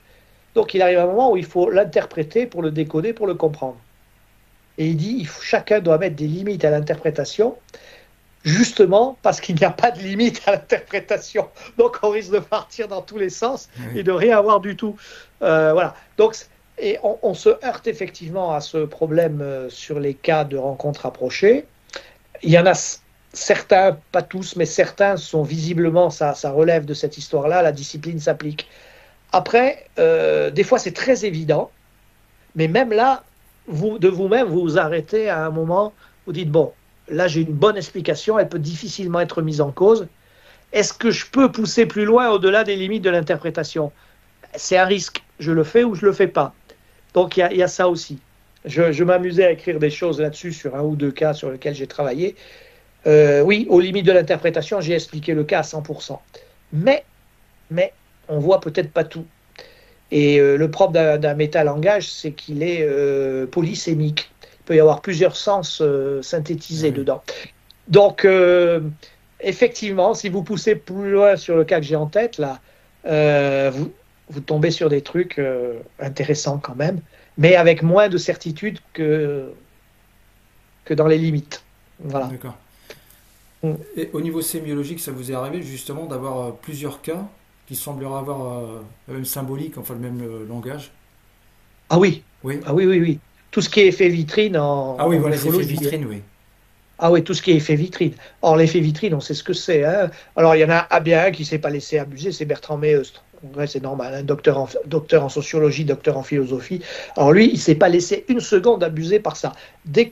Parce qu'il a avec Aimé Michel, ils travaillaient ensemble, il a bien compris. Alors, dans son premier livre, Soucoupe volante et science-fiction, il, euh, il en parle, c'est le premier à en parler, c'est le premier à les nommer effets vitrine. Moi, j'en avais enquêté déjà avant, mais je ne les appelais pas comme ça, j'appelais ça des cas disruptifs. D'accord. Euh, donc, il met le nom effet vitrine dessus, et alors s'il y en a bien qui ne s'est pas laissé abuser, c'est lui. Il a dit, on est dans une forme de space opéra, d'opéra spatial. Oui, oui. Autrement dit, dans un système de représentation. Et quand vous voyez des cas où vous avez un objet ovoïde, intégralement transparent, ce qui déjà est une anomalie disruptive, hein, en soi, avec des êtres à l'intérieur, Il suffit de lire Henri d'Hontonville, le plus grand folkloriste français. Il a consacré 40 pages à ça. Pas dans l'ufologie, hein, mais parce que c'est connu depuis vitam aeternam dans les traditions. C'est tout simplement une représentation de l'univers et de l'espace, du cosmos. Oui. Voilà. Et quand vous voyez des êtres à l'intérieur, ben, soit c'est mimétique, c'est nous, soit ça nous signifie qu'il peut y avoir de la vie dans cet espace. Ah oui, d'accord, ouais, le symbole. Ah oui. Si vous restez au-delà des limites de l'interprétation, c'est mimétique, et donc c'est nous qui sommes représentés. Si vous les dépassez, ça peut aussi signifier ça, et bien d'autres choses encore. D'accord, ouais. Donc tous les effets vitrines, alors je me suis livré récemment à ce qui n'avait jamais été fait, une typologie des séquences. Ah, d'accord. J'ai pris 230 cas, je l'ai fait, et qui arrive en tête? Eh ben, c'est pas du tout comme le croient les ufologues, la cueillette-collecte, qui est mimétique aussi, d'après moi. Ce sont les effets vitrines qui arrivent en tête à 33%, un tiers. Ah oui. Et oui, quand même. Or, on sait que c'est un système de représentation. C'est de la Là, on est sûr, on est certain. Donc, ce sont des éléments que tous les ufologues n'ont pas encore, c'est pas encore monté au cerveau, mais il va bien falloir, hein, parce que il va Bah, bien falloir. excusez-moi, j'allais vous dire, moi, je sais que je me suis fait maintenant un organigramme, alors les questionnaires habituels quand il y a un témoin, etc. Mais j'ai pris en compte aussi vos 8 clés, les 8 clés Ah oui, qui ah oui, sont oui. immuables en fait, hein, voilà. Ah, c'est immuable, ouais, ouais, ouais, ouais, Ouais, ouais, ouais. ouais. Dans le cas dont je parlais de la réunion, là, tout à l'heure, je travaillais un peu dessus parce que j'écris dessus, on m'a demandé. Euh, j'ai fait tout bêtement, hein, sur une feuille de papier, tac, tac, tac, tac, tac. Les huit clés, ils sont. Les 8 caractéristiques, ils sont. Toutes. Même alors, il n'y a pas d'effet dose, mais comme, l'œuf ovoïde, il est au sol avec une structure qui est comme ça, et Ouais, en avec haut, les il y a deux la même. personnages là. Ouais. Ouais, c'est un sablier. Et qu'est-ce que représente un sablier? C'est la notion de temps. Vous avez donc l'espace, la bulle, c'est l'espace, et vous avez le temps, l'espace-temps, qui est là. Et là, je limite mon interprétation aux limites, hein, justement. Je ne vais pas plus loin. Parce que si je commence à regarder le sablier, mon ami Philippe Guillemant, il explique la création de ce qu'on appelle réalité. C'est par la décohérence en physique quantique. Et pour l'expliquer, il fait un sablier, hein, quand même, sans connaître le cas, hein. Ah oui. Donc on peut pousser au-delà des limites, hein, ça Ouais. c'est sûr, à nos risques et périls. Et au niveau de justement de l'effet dose, vous pensez donc que systématiquement, c'est-à-dire qu'il y a toujours un temps manquant avec un effet dose ou pas forcément? Non, pas forcément, je Ah ne oui, pense pas. Rien ne l'indique. Et d'ailleurs, c'est la septième caractéristique. euh, on a des lacunes, parce que qu'est-ce qui caractérise une caractéristique? C'est son taux de récurrence. ah oui, Quand vous voyez que ça apparaît chaque fois, bon, voilà. Donc, une caractéristique, c'est une anomalie qui a réussi. C'est-à-dire que son taux, bah, certaines frisent les 100%, hein. Comportement physique hors norme, on est à 100%. Lumière, on est à 90%. Le kaléidoscope, on est au moins à 90%. Et ainsi de suite, hein. L'élusivité est la plus forte, elle frise les 100%. Bon, pour l'effet dose, vu qu'il n'y a aucune étude sur le sujet, que personne n'en a fait, parce que ça ne travaille pas beaucoup en ufologie. Donc, autant dans le psy, ça travaille. Vous avez des gars en université qui bossent sur des domaines. Je suis toujours stupéfait quand je vois ça. Mais en ufologie, non. Euh, donc, on manque d'études. C'est-à-dire, par exemple, quelle proportion des rencontres rapprochées, de type 1, 2, 3, oui. sont corollaires d'un effet dose. Quand vous posez la question, moi j'ai beaucoup posé, je connais beaucoup de monde, hein, qui s'intéresse. J'ai posé la question chaque fois. On m'a dit, oh, ça doit être autour de 20%. Mais Mais c'est à c'est la pas. louche, hein. Ah oui, d'accord, à la louche, ouais. Il n'y a pas Il n'y a d'études pas un dossier poussées. qui Ah montre oui, que, voilà, on a d'accord. pris 500 cas de rencontres rapprochées, hein, euh, et on s'est aperçu que dans ces 500 cas, il y avait 20% où on suspectait un effet dose. Ok, c'est 20%. Mais on ne sait pas, en fait. Ça pourrait être beaucoup plus. Il pourrait y en avoir qui passent inaperçus aussi. À la Colle-sur-Loup, les hameaux du Soleil, il y a un effet dose, hein, puisque les montres tournées à l'envers, Ah oui, il y a cet effet-là, oui. euh, il y a un moment où il y a eu un silence de mort, ça c'est typique. De C'est l'effet dose, typique oui. Il n'y a plus de bruit, oui. d'une, Ouais. d'une bulle macroscopique quantique qui se déploie comme ça. Ça aussi, on ne peut pas encore le faire, mais théoriquement, c'est pas impossible. Hein, voilà. Si vous maîtrisez la décohérence, on peut le faire. Mais pour l'instant, on ne peut pas maîtriser la décohérence. Donc, on a des discussions régulièrement avec Philippe Guimand là-dessus. C'est lui qui a proposé cette hypothèse, et ça se tient très bien, hein, ça explique très bien. Et c'est suite à un cas que je lui ai proposé il y a 10 ans. On était en Belgique tous les deux pour une conférence. C'est le cas de Torrita di Sienne, en Toscane, donc en Italie, qui s'est déroulé le 17 septembre 1978. Et le jeune qui rentrait chez lui avec sa voiture a été pris sur la route dans un effet d'ose de nuit. Hein. Il y a un objet qui s'est posé. Il y a deux êtres qui sont sortis, qui l'évitaient, qui ont fait le tour de la voiture et qui sont repartis comme ça. Ils sont rentrés dans l'objet, un petit objet qui est parti. Il a d'ailleurs touché les pierres les vieilles pierres sur le côté de la route. Bon. Et il est rentré chez lui, il s'est pris une danse par sa femme parce qu'il avait 1 heure de retard. Et lui, il ne comprenait pas. Là, on est de manière classique dans un effet dose et dans une bulle macro-quantique qui, effectivement, le temps s'est écoulé différemment. Alors, Guillemot m'avait dit, écoute, cherche en France. Alors, oui, parce que pourquoi ça s'est passé? Parce que ce cas, pourquoi est-ce que j'en ai parlé à Philippe? Parce qu'il y en a plein de cas comme ça. Je lui ai dit, là, il y a eu un truc bizarre. C'est que la voiture s'était arrêtée, les phares d'abord, ensuite le moteur, le gars il est resté sur le bord de la route, voilà. Bon, quand l'objet est parti, les phares se sont rallumés, ok, ça arrive, le moteur est reparti, et la voiture a recommencé à rouler toute seule, le témoin a dû reprendre le contrôle par le volant. Vraiment comme il était avant la séquence, quoi, en fait. Ouais, voilà, d'accord. Et il m'a dit, c'est simple, la voiture s'est jamais arrêtée. Elle a été prise dans la déformation du flux temporel. Et il m'a dit, cherche en France, je suis sûr que tu trouveras des cas de ce type. J'ai cherché, j'en ai trouvé 2, effectivement. Un en Corse, un dans le Nord. Ah ouais. Où le même cinéma s'est produit. Ah oui, d'accord, vraiment la même chose. Ouais. D'accord. Ah ouais. Donc je pense que la théorie de Philippe, n'importe quel physicien, même quantique, vous dira, non, c'est impossible, on ne peut pas maîtriser la décohérence, tout ça. Mais une intelligence plus avancée pourrait la maîtriser, la décohérence. Et dans ce cas, effectivement, on peut créer une bulle quantique, macroscopique, qui s'étend comme ça, arrive à son maximum et ensuite se résorbe tout doucement. D'accord, ouais. Ce qui permet d'ailleurs à des voitures venues de l'extérieur de rentrer à la fin dans le périmètre. On a un autre cas comme ça en Italie. Il y a 2 voitures qui sont rentrées. Ah oui, ouais. Le gars était un militaire, il était là. Ouais.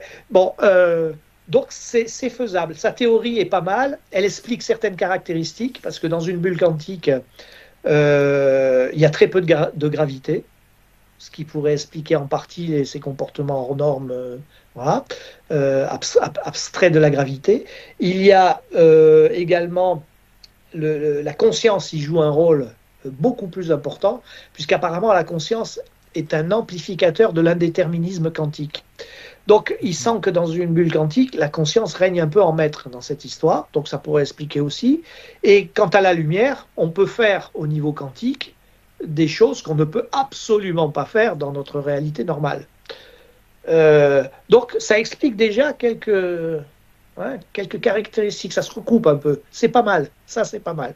Je trouve que c'est une réelle avancée. C'est intéressant, c'est clair. C'est ça qu'on vient de finir un livre ensemble de dialogue. Moi, je sers de... je lui renvoie les choses. Hyperphysique des ovnis. Lui, il en profite pour étaler ce qu'il pense. Mais c'est intéressant parce que c'est un détour par l'ontologie, une ontologie telle qu'il la voit, qui n'est pas prouvée, mais telle qu'il la voit, sur des bases quand même connues. Il est quand même physicien. Et ça a au moins un avantage, c'est que ça fait voir aux gens la complexité qui peut se cacher là derrière. Parce que personne n'imagine. Hein. Vous avez tout un tas de scientifiques qui vous disent ils sont un peu avancés technologiquement. C'est plus que ça. Mon œil, oui. Il y en a peut-être même plus de technologie à ce niveau-là. Non, c'est un problème d'ontologie et de physique. Ouais, c'est un problème d'ontologie et de physique, bien entendu. C'est ça qu'il y a derrière. Et c'est pour ça que beaucoup ferment les yeux, ne veulent pas voir aussi. Bien sûr. C'est ça, je pense que c'est un phénomène qu'il faut aborder avec humilité à chaque fois, parce que le problème, c'est que certains, ils sont avec leur pensée, leur paradigme humain, et en fait... Ce que Aimé Michel appelait des projections anthropocentriques. Hein. Oui, il m'a dit il m'a dit textuellement, s'il suffisait de prendre la dernière lubie technologique qui vient de sortir, la projeter en l'air pour prétendre expliquer les ovnis, il m'a dit en vérité, ça se saurait, il m'a dit en vérité, c'est le niveau zéro de la pensée et de l'ufologie, il m'a dit, pratiquer comme ça. Or, une majorité pratique comme ça. Alors ceci dit, je me fais l'avocat du diable, il est très difficile d'échapper à l'anthropocentrisme. À partir de quoi voulez-vous penser l'OVNI ? Eh oui. Posez la question, réfléchissez et vous verrez. Non, c'est sûr, Même, ouais. même la science-fiction, c'est la limite littéraire, je dirais, de l'anthropocentrisme. Donc c'est très très très difficile d'y échapper. Et le seul biais que je vois, moi, c'est de travailler sur l'information en permanence, ce que je fais depuis le début. Et puis les grandes questions philosophiques ou ontologiques ou métaphysiques, il vaut mieux les laisser de côté pour l'instant. De toute façon, dans notre bulle évolutive, je pense qu'on n'a pas les moyens. Il n'en reste pas moins que ce phénomène, surtout si c'est intentionnel, c'est un petit peu des claquements de doigts sur la surface de la bulle évolutive, hein, quand même. Oui. C'est des bugs, hein, boum, boum, boum. Et en plus, quand on voit qu'il y a un peu d'informations qui nous est donnée, alors ça, c'est un domaine qui est pas très connu et pas très admis, mais moi, je pense qu'effectivement, hein, le phénomène nous donne des pistes de temps en temps, hein. Et pas qu'une fois, ce serait qu'une fois, ce serait le hasard. Mais il y a quand même beaucoup de cas où il nous a expliqué des choses. Il n'y a rien à faire, hein. Il nous a expliqué des choses. Moi, ça fait longtemps que je dis que, notamment pour la sémiologie a un lien étroit avec beaucoup de disciplines, notamment l'ethnologie. Le structuralisme de Claude Lévi-Strauss, il suffit de voir la définition. C'est quasiment copier-coller de la sémiologie. Hein.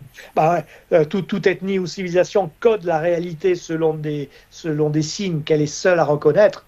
On est en pleine sémiologie, en plein dedans. Bon, elle a comme ça, avec l'histoire de l'art, Panofsky, hein, iconologie des icônes, sémiotique des icônes. Bon. Et puis, il y a un lien avec quelque chose qui est très oublié aujourd'hui, et qui fait scandale quand on en parle, c'est l'herméneutique. Alors l'herméneutique, on voit qu'il y a le nom d'Hermès dedans. L'herméneutique, c'est une très ancienne discipline qui consistait, certains étaient spécialistes, qui consistait en décodage de textes qui n'étaient pas compréhensibles. Alors c'est souvent des textes religieux, c'est pour ça qu'on ne veut pas en entendre parler. Ah oui. Souvent des textes religieux. Aujourd'hui, ça peut être des films un peu particuliers, ça peut être beaucoup de choses. Hein. Et l'herméneutique, donc, par exemple, la psychanalyse est une forme d'herméneutique contemporaine. Hein. Ça, c'est sûr. D'ailleurs, Freud le revendiquait lui-même, hein, l'herméneutique contemporaine. Bon. Et vous avez des cas qui sont... voilà. Alors, quand vous faites le lien entre le signifiant et le signifié, très souvent, vous appliquez de l'herméneutique sans le dire. Bon, il faut avoir les connaissances, il faut travailler, il faut avoir les connaissances. Ok. Là-dessus, je prends le cas de Louvroil, dans le Nord, en 2000. Un jeune garçon va voir sa petite amie, il prend un car, et puis comme elle habite en dehors, il est là avec son sac à dos, il finit le voyage à pied. À un moment, il passe sur un pont, ce qui n'est pas anodin, et tout d'un coup, il y a un effet d'ose qui se produit. Tout devient silencieux, il se trouve comme dans un cocon, et apparaît devant lui, il n'a pas su trouver de nom pour le définir. Il ne savait pas ce que c'était, alors il a fait le dessin, et c'est Jean-Marie Bigord, le dernier grand enquêteur français qui a fait l'enquête, il l'a suivi très longtemps, et le dessin, dès que j'ai vu, je dis, facile, c'est un caducée très technologisé. Mais alors, il y a même les ailettes qui vibrent, il les a décrits en haut. Et le caducée, c'est quoi? C'est l'instrument d'Hermès, donc de l'herméneutique. Et on ne va pas me dire que ce truc-là est arrivé par hasard. C'est un signe qui nous a été donné. C'est un outil c'est un outil qui est intéressant. Voilà. Incroyable. C'est incroyable, ça. Ah oui, carrément. Je connaissais pas ce cas. J'ai fait un dessin. Si vous lisez l'énigme de la 8e clé, qui est mon dernier. Non, c'est le dernier, c'est avec Philippe Guillemont. C'est Hyperphysique des ovnis, l'avant-dernier. Le dernier, c'est ça. Donc, la 8e clé. Si vous le lisez, il y a le dessin dedans. Je raconte le cas, il y a le dessin. Je l'ai fait. J'ai dû faire à peu près 150 dessins aujourd'hui de cas de rencontres rapprochées, la plupart du troisième type, mais il y a quelques premiers types aussi, parce que j'ai des amis qui ont. J'ai fait des enquêtes et j'ai des amis proches qui ont eu affaire à une rencontre du premier type, dont mon amie Chloé, en novembre 76, à Barème, dans les Alpes de Haute-Provence. Elle redescendait de Chamonix, minuit. Le truc est passé à côté de la voiture. Si elle avait baissé la glace, elle avait fait ça, Elle l'aurait touché. elle l'aurait touché. Oh, Et elle se demande toujours qu'est-ce qu'elle a vu et qu'est-ce qui s'est passé. Hein.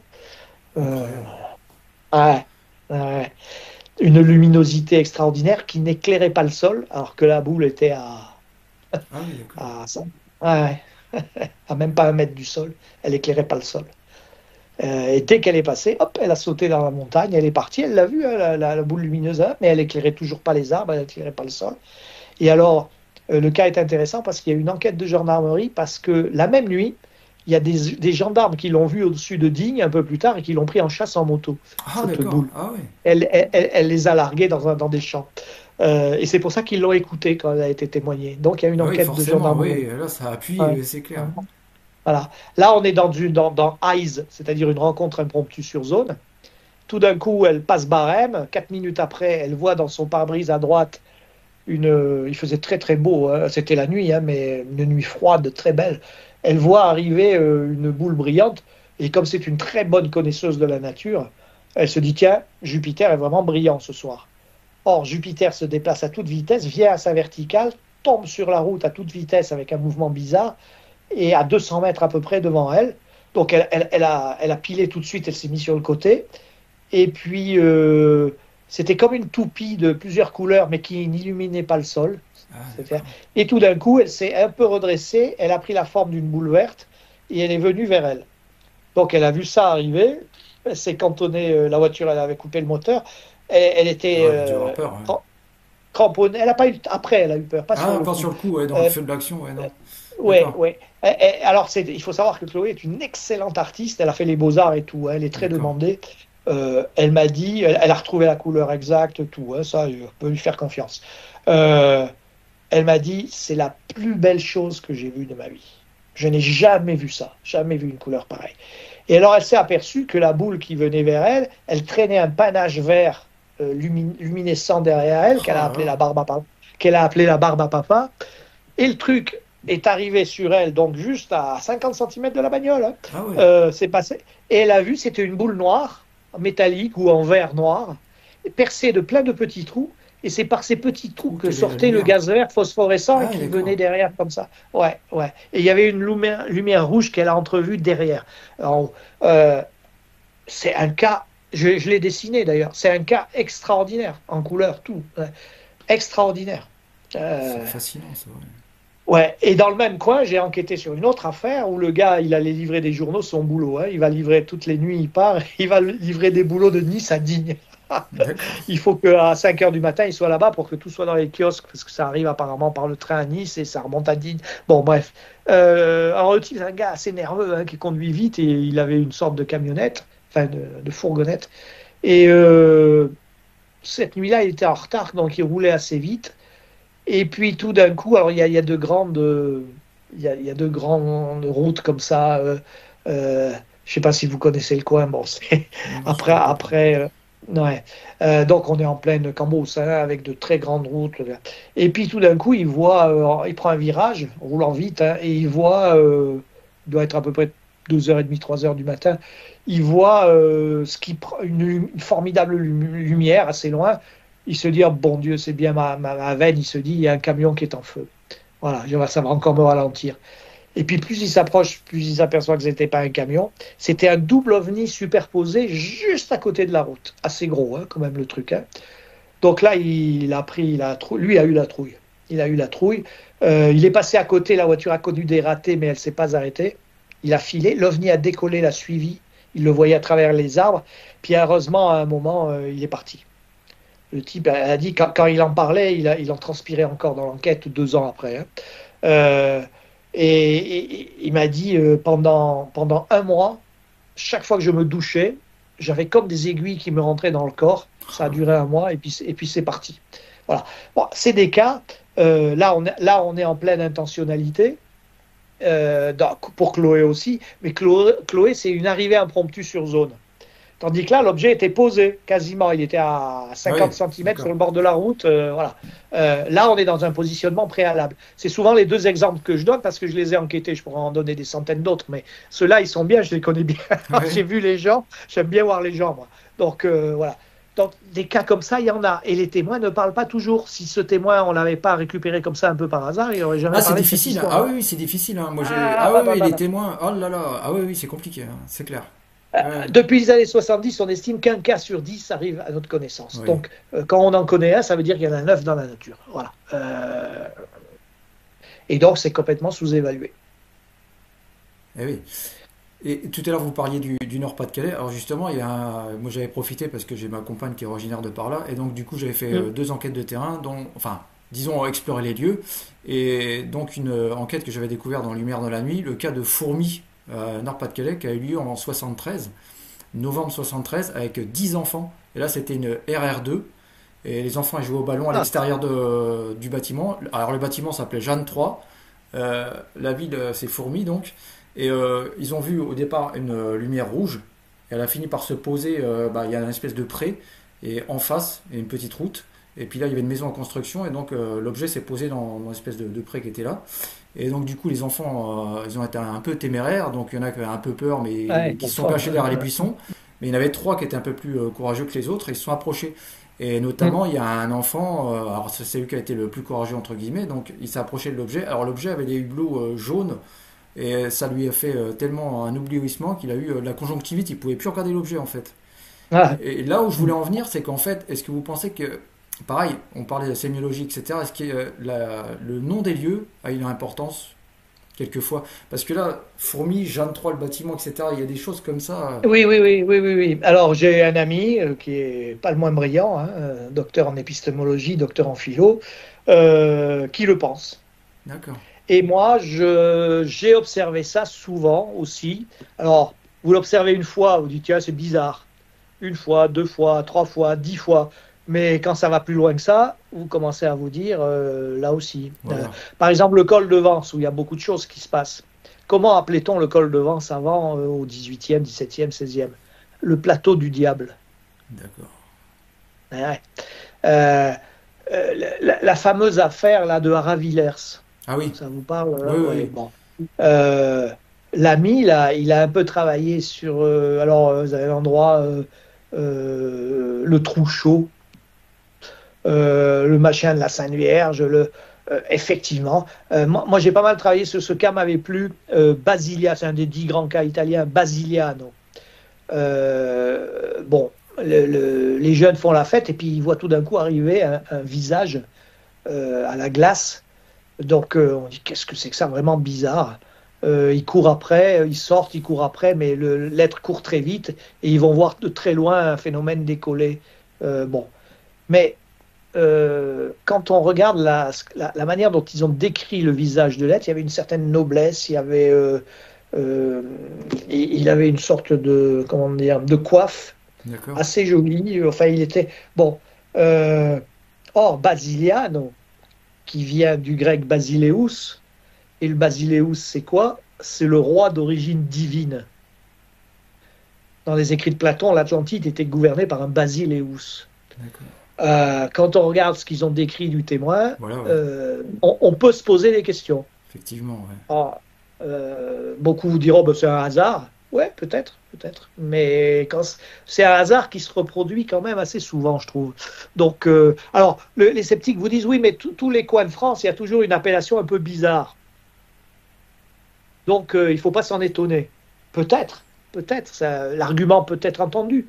Mais quand même, moi, je trouve qu'il y a un peu anguille sous roche de temps en temps. Quand même. Oui, quand même. Les noms des gens, hein, des fois.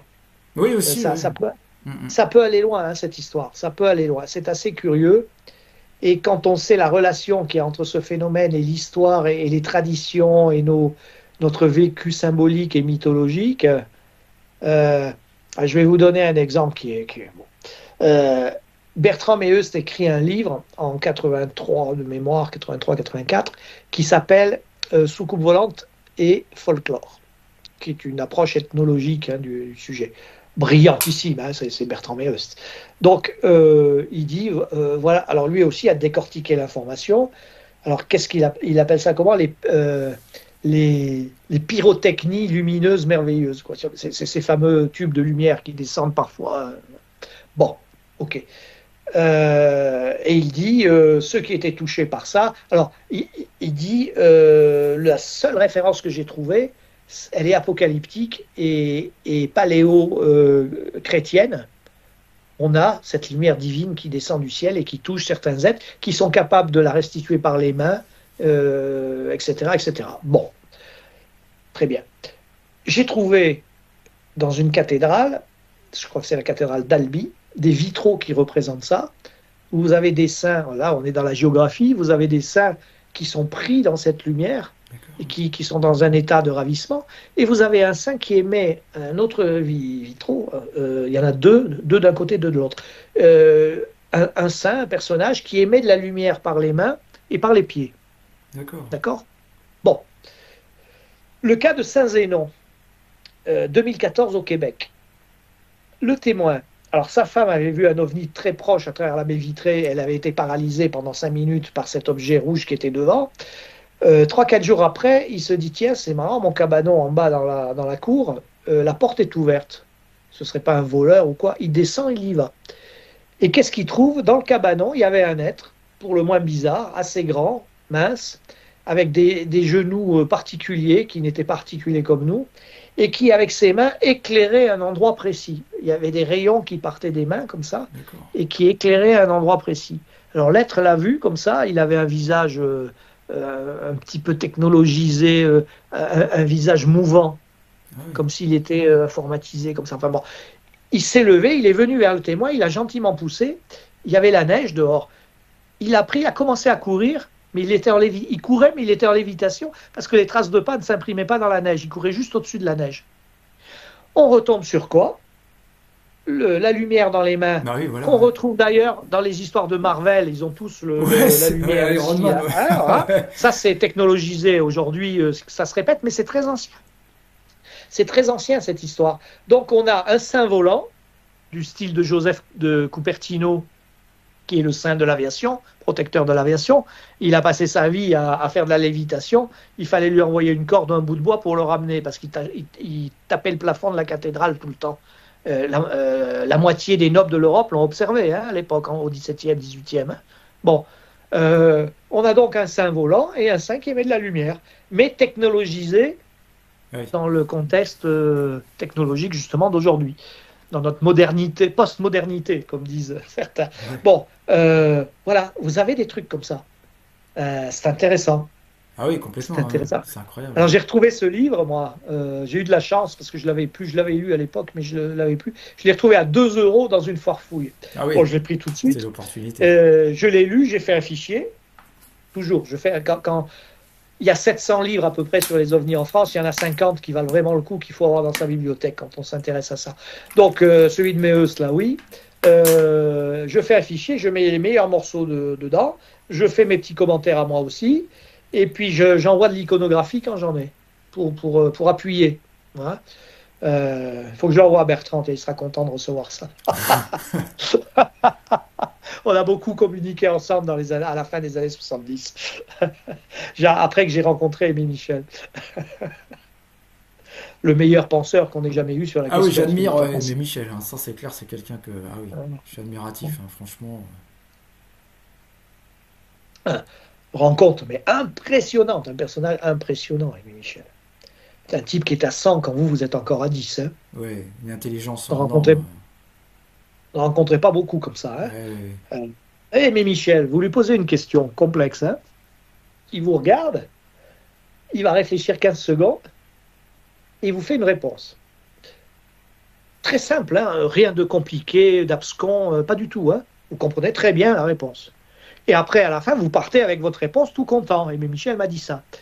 Puis 10 ans après, à l'occasion d'un événement fortuit, tout d'un coup, vous faites une prise de conscience. Oh bon Dieu. Ah oui, il me l'avait dit. Ça. Voilà. C'est ça qu'il m'avait dit, j'avais pas compris. Et vous pouvez faire le truc plusieurs fois. Pourquoi ça? parce que c'est un vrai intellectuel. Aujourd'hui, c'est une notion qui est... il suffit que vous ayez 2 doigts de culture pour qu'on vous traite d'intellectuel. Mais un intellectuel, c'est pas ça. Un intellectuel, c'est des types comme Aimé Michel qui ont cette intelligence particulière, qui manipulent en permanence des concepts dans l'abstrait. En permanence. Et c'est ce qui leur donne une avance extraordinaire. Mon ami Philippe Solal, c'est pareil. Il peut faire 4 heures de train, ça ne lui pose aucun problème, il ne voit pas passer, il assemble des concepts. Voilà.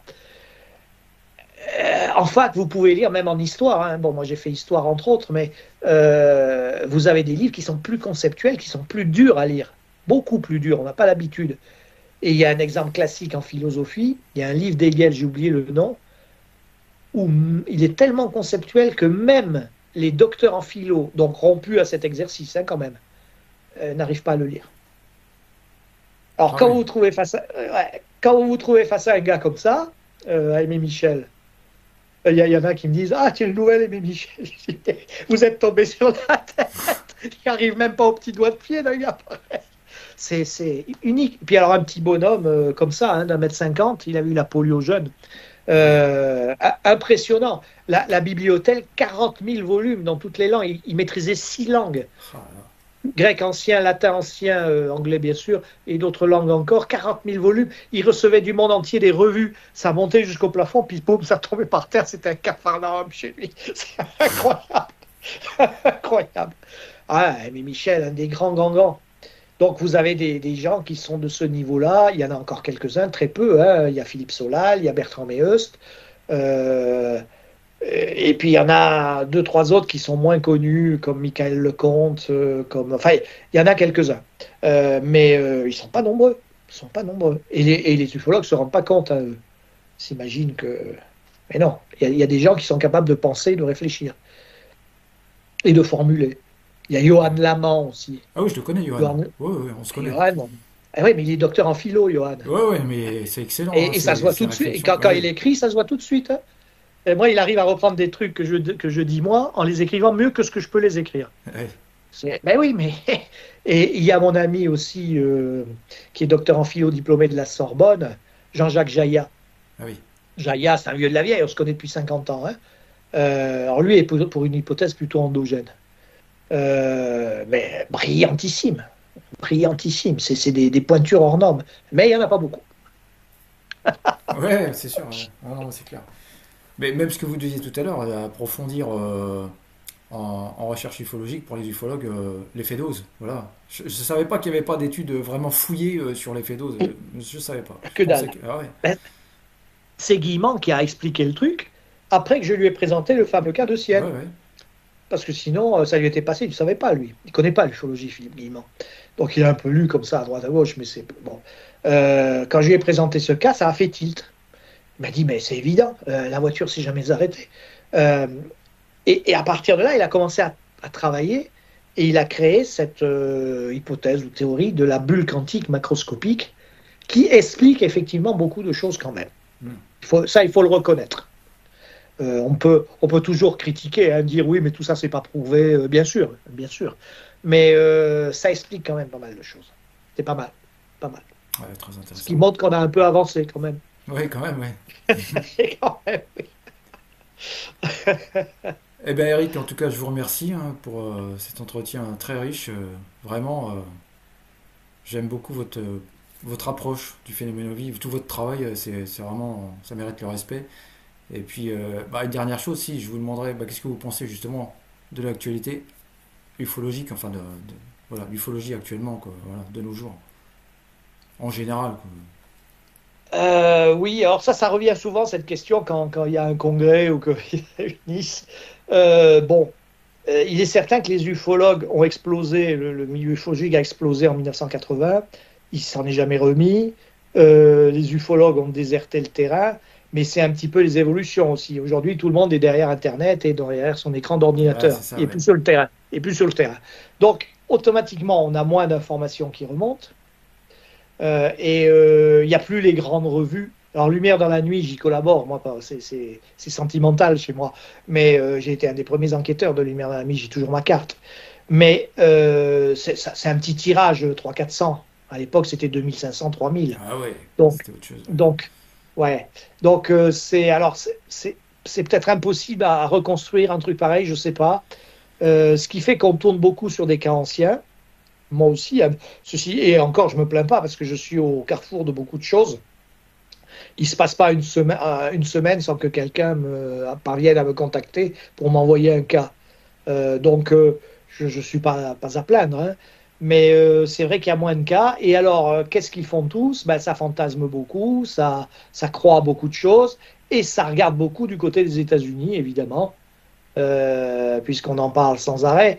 Mais attention quand même, moi qui connais un petit peu les choses, alors c'est pas ma spécialité, hein, les États-Unis, mais je connais l'histoire quand même. Et je leur dis, hein, généralement, je les douche un peu. Je dis attention, c'est pas la première fois qu'ils nous font le coup, hein, Ouais, la les Américains. désinformation, la désinformation. Ah, Ouais, ouais, information, désinformation, ouais, ouais. information, désinformation. Je dis attention, il y a des choses, effectivement, l'OVNI, le tic-tac du Nimitz, tout ça, il y a tout un tas de choses. Alors, ceci dit, il y a des trucs pas mal aussi. J'ai lu dernièrement Skywalker au Pentagone, Ah oui. des deux qui avaient déjà fait le livre sur le ranch de l'Utah, là, il y a 15 ans. Euh, et donc, on s'aperçoit, je l'ai dit à l'éditeur que j'ai eu au téléphone, il m'a téléphoné l'autre jour, il m'avait envoyé le bouquin. J'ai dit, mais tu sais, c'est formidable cette histoire, parce que les Américains viennent de s'apercevoir ce que les grands enquêteurs français savaient depuis les années 70-80, qu'il y a souvent un effet de résonance sur le long terme après une rencontre approchée, d'accord? Et ils viennent de se rendre compte que Pierre Viroudy, dont ils ignorent même le nom, ils ne savent même pas qui c'est, ils connaissent Ah oui. encore moins ses travaux, Pierre Viroudy. Hein. Moi, je le connaissais, Pierre, j'ai encore la correspondance avec lui. Bon, avait pas tout à fait tort quand il a écrit son bouquin pour lequel il a été lynché en 76, ces ovnis qui annoncent le surhomme. En fait, la thèse de Pierre, c'est que les phénomènes ovnis étaient inséparables des phénomènes paranormaux et que c'était peut-être la même origine. Alors, il s'est fait lyncher littéralement à cause de ça. Et qu'est-ce que je lis dans Skywalker au Pentagone? Que les trois auteurs, ils ont été sur le ranch de l'Utah pour bosser avec le milliardaire et compagnie. Là, ils ont passé une nuit et puis qu'ils ont ramené quelque chose chez eux à 3000 kilomètres de là. C'est-à-dire quelque chose qui les a affectés, qui a affecté leur famille et qui a même affecté leurs amis. Alors les Américains, avec leur dimension américaine, ça prend des dimensions incroyables. Ils parlent d'un virus parce qu'ils ont développé des maladies orphelines aussi apparemment. Ah, d'accord. Donc c'est un peu inquiétant. Mais je veux dire, on connaît ça depuis les années 70-80 ici. Et ils n'ont jamais lu Pierre Viroudy, ils ignorent même jusqu'à son nom. Et ils viennent de découvrir, bienvenue au club, que effectivement, dans beaucoup d'affaires, il y a des phénomènes psy qui saturent le contexte de la rencontre approchée. Le cas de la Haute-Vallée de l'Aude avec le machin rouillé là, de 300 mètres de long, le gars, il a eu sa vie, mais pourrie, détruite par des effets psy après la rencontre, Ah oui. à tel point que quand sa femme l'a plaqué, il avait 55 ans, il a dit j'en peux plus, j'en peux plus. Ça le poursuivait sans arrêt. Il a dit je m'en vais. Il est parti à Madagascar où il a trouvé une autre nana et depuis ça s'est arrêté là-bas. Ah, Alors il d'accord. revient à moi en France par an, mais il est à Madagascar, il a mis l'océan entre lui et le truc, ça s'est arrêté. Euh, donc c'est des choses qui sont connues depuis longtemps. Mais on n'en parle pas parce que ben, ça ne va pas avec la doxa, ça ne va pas avec les Ouais, je comprends. théories. Ouais. Hmm. On fonctionne sur une société matérialiste, un paradigme matérialiste. Il faut savoir que pour le matérialisme, la conscience n'existe pas. Hein. C'est un sous-produit de la matière, c'est-à-dire de l'agencement neuronal. Donc, une histoire comme ça, euh, ou des travaux comme fait la Suisse, là, sur l'infirmier qui arrive à délocaliser sa conscience. Là. Ah oui. Mais c'est la catastrophe pour eux. Ils ne veulent absolument pas en entendre parler. Et cette ligne de fracture, elle touche également le milieu ufologique. Vous avez des gens qui disent attention, moi, la science, c'est rien d'autre. Hein. Donc vous leur parlez de ça, ils vous regardent comme ça et disent allez, encore un fou. Voilà. Il y a cette fermeture d'esprit, malheureusement, en Ah, c'est fonction dommage. Ouais. des idéologies. Des idéologies. Et donc, il faut faire attention à la façon dont on s'exprime. Et le mieux, c'est de rien affirmer, mais de montrer que dans tel cas, il s'est passé ça, ça et ça, le témoin, voilà. Puis dans tel cas aussi, puis dans Oui. celui-là aussi.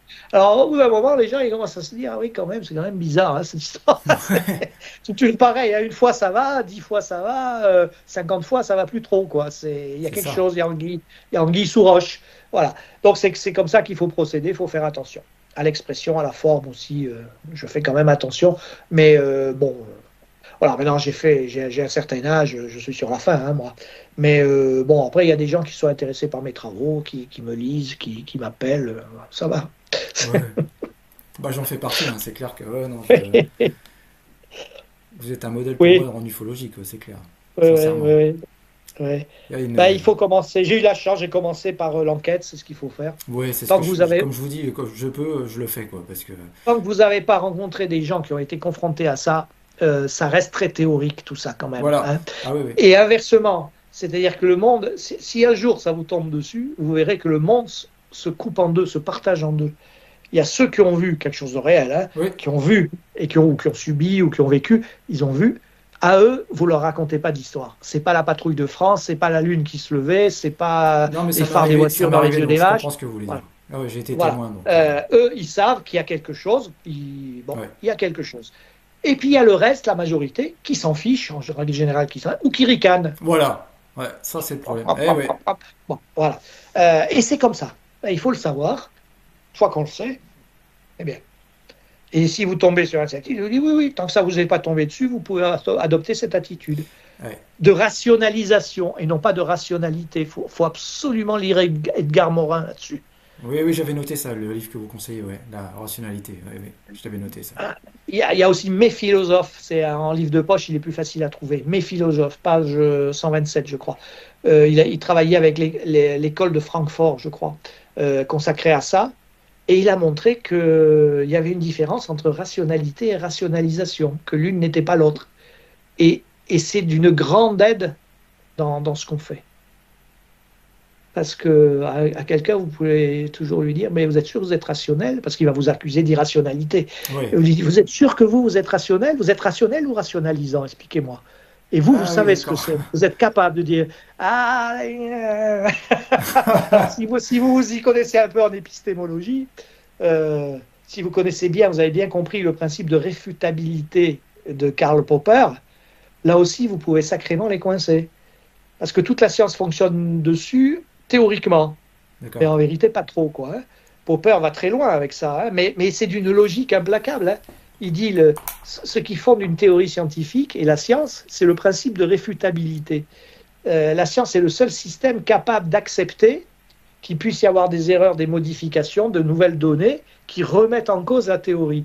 S'il n'y a pas ce principe de réfutabilité, ben, la science devient petit à petit un système crypto-religieux, elle n'est plus la science. Il n'y a plus de progrès, il n'y a plus d'avancée dans les sciences, dans la connaissance. C'est hyper logique. Et il pousse le bouchon un peu loin et il dit tout système ou toute théorie qui n'est pas réfutable, qui se prétend irréfutable, ce n'est pas de la science. Et il donne des exemples, hein, Popper. Ah oui. Il donne des exemples. Hein. Il dit ça, c'est pas de la science. Ça en a tout l'air, c'est comme Canada Dry, c'est pas la science. Ouais. Donc ça, c'est des armes. Ça, c'est des armes quand on les connaît. Même pour vous, hein, personnellement. Voilà, vous savez où vous êtes, vous savez que vous avez une ouverture d'esprit, que vous gardez votre esprit critique, naturellement, que vous savez ce qu'est la rationalité et ce qu'elle n'est pas.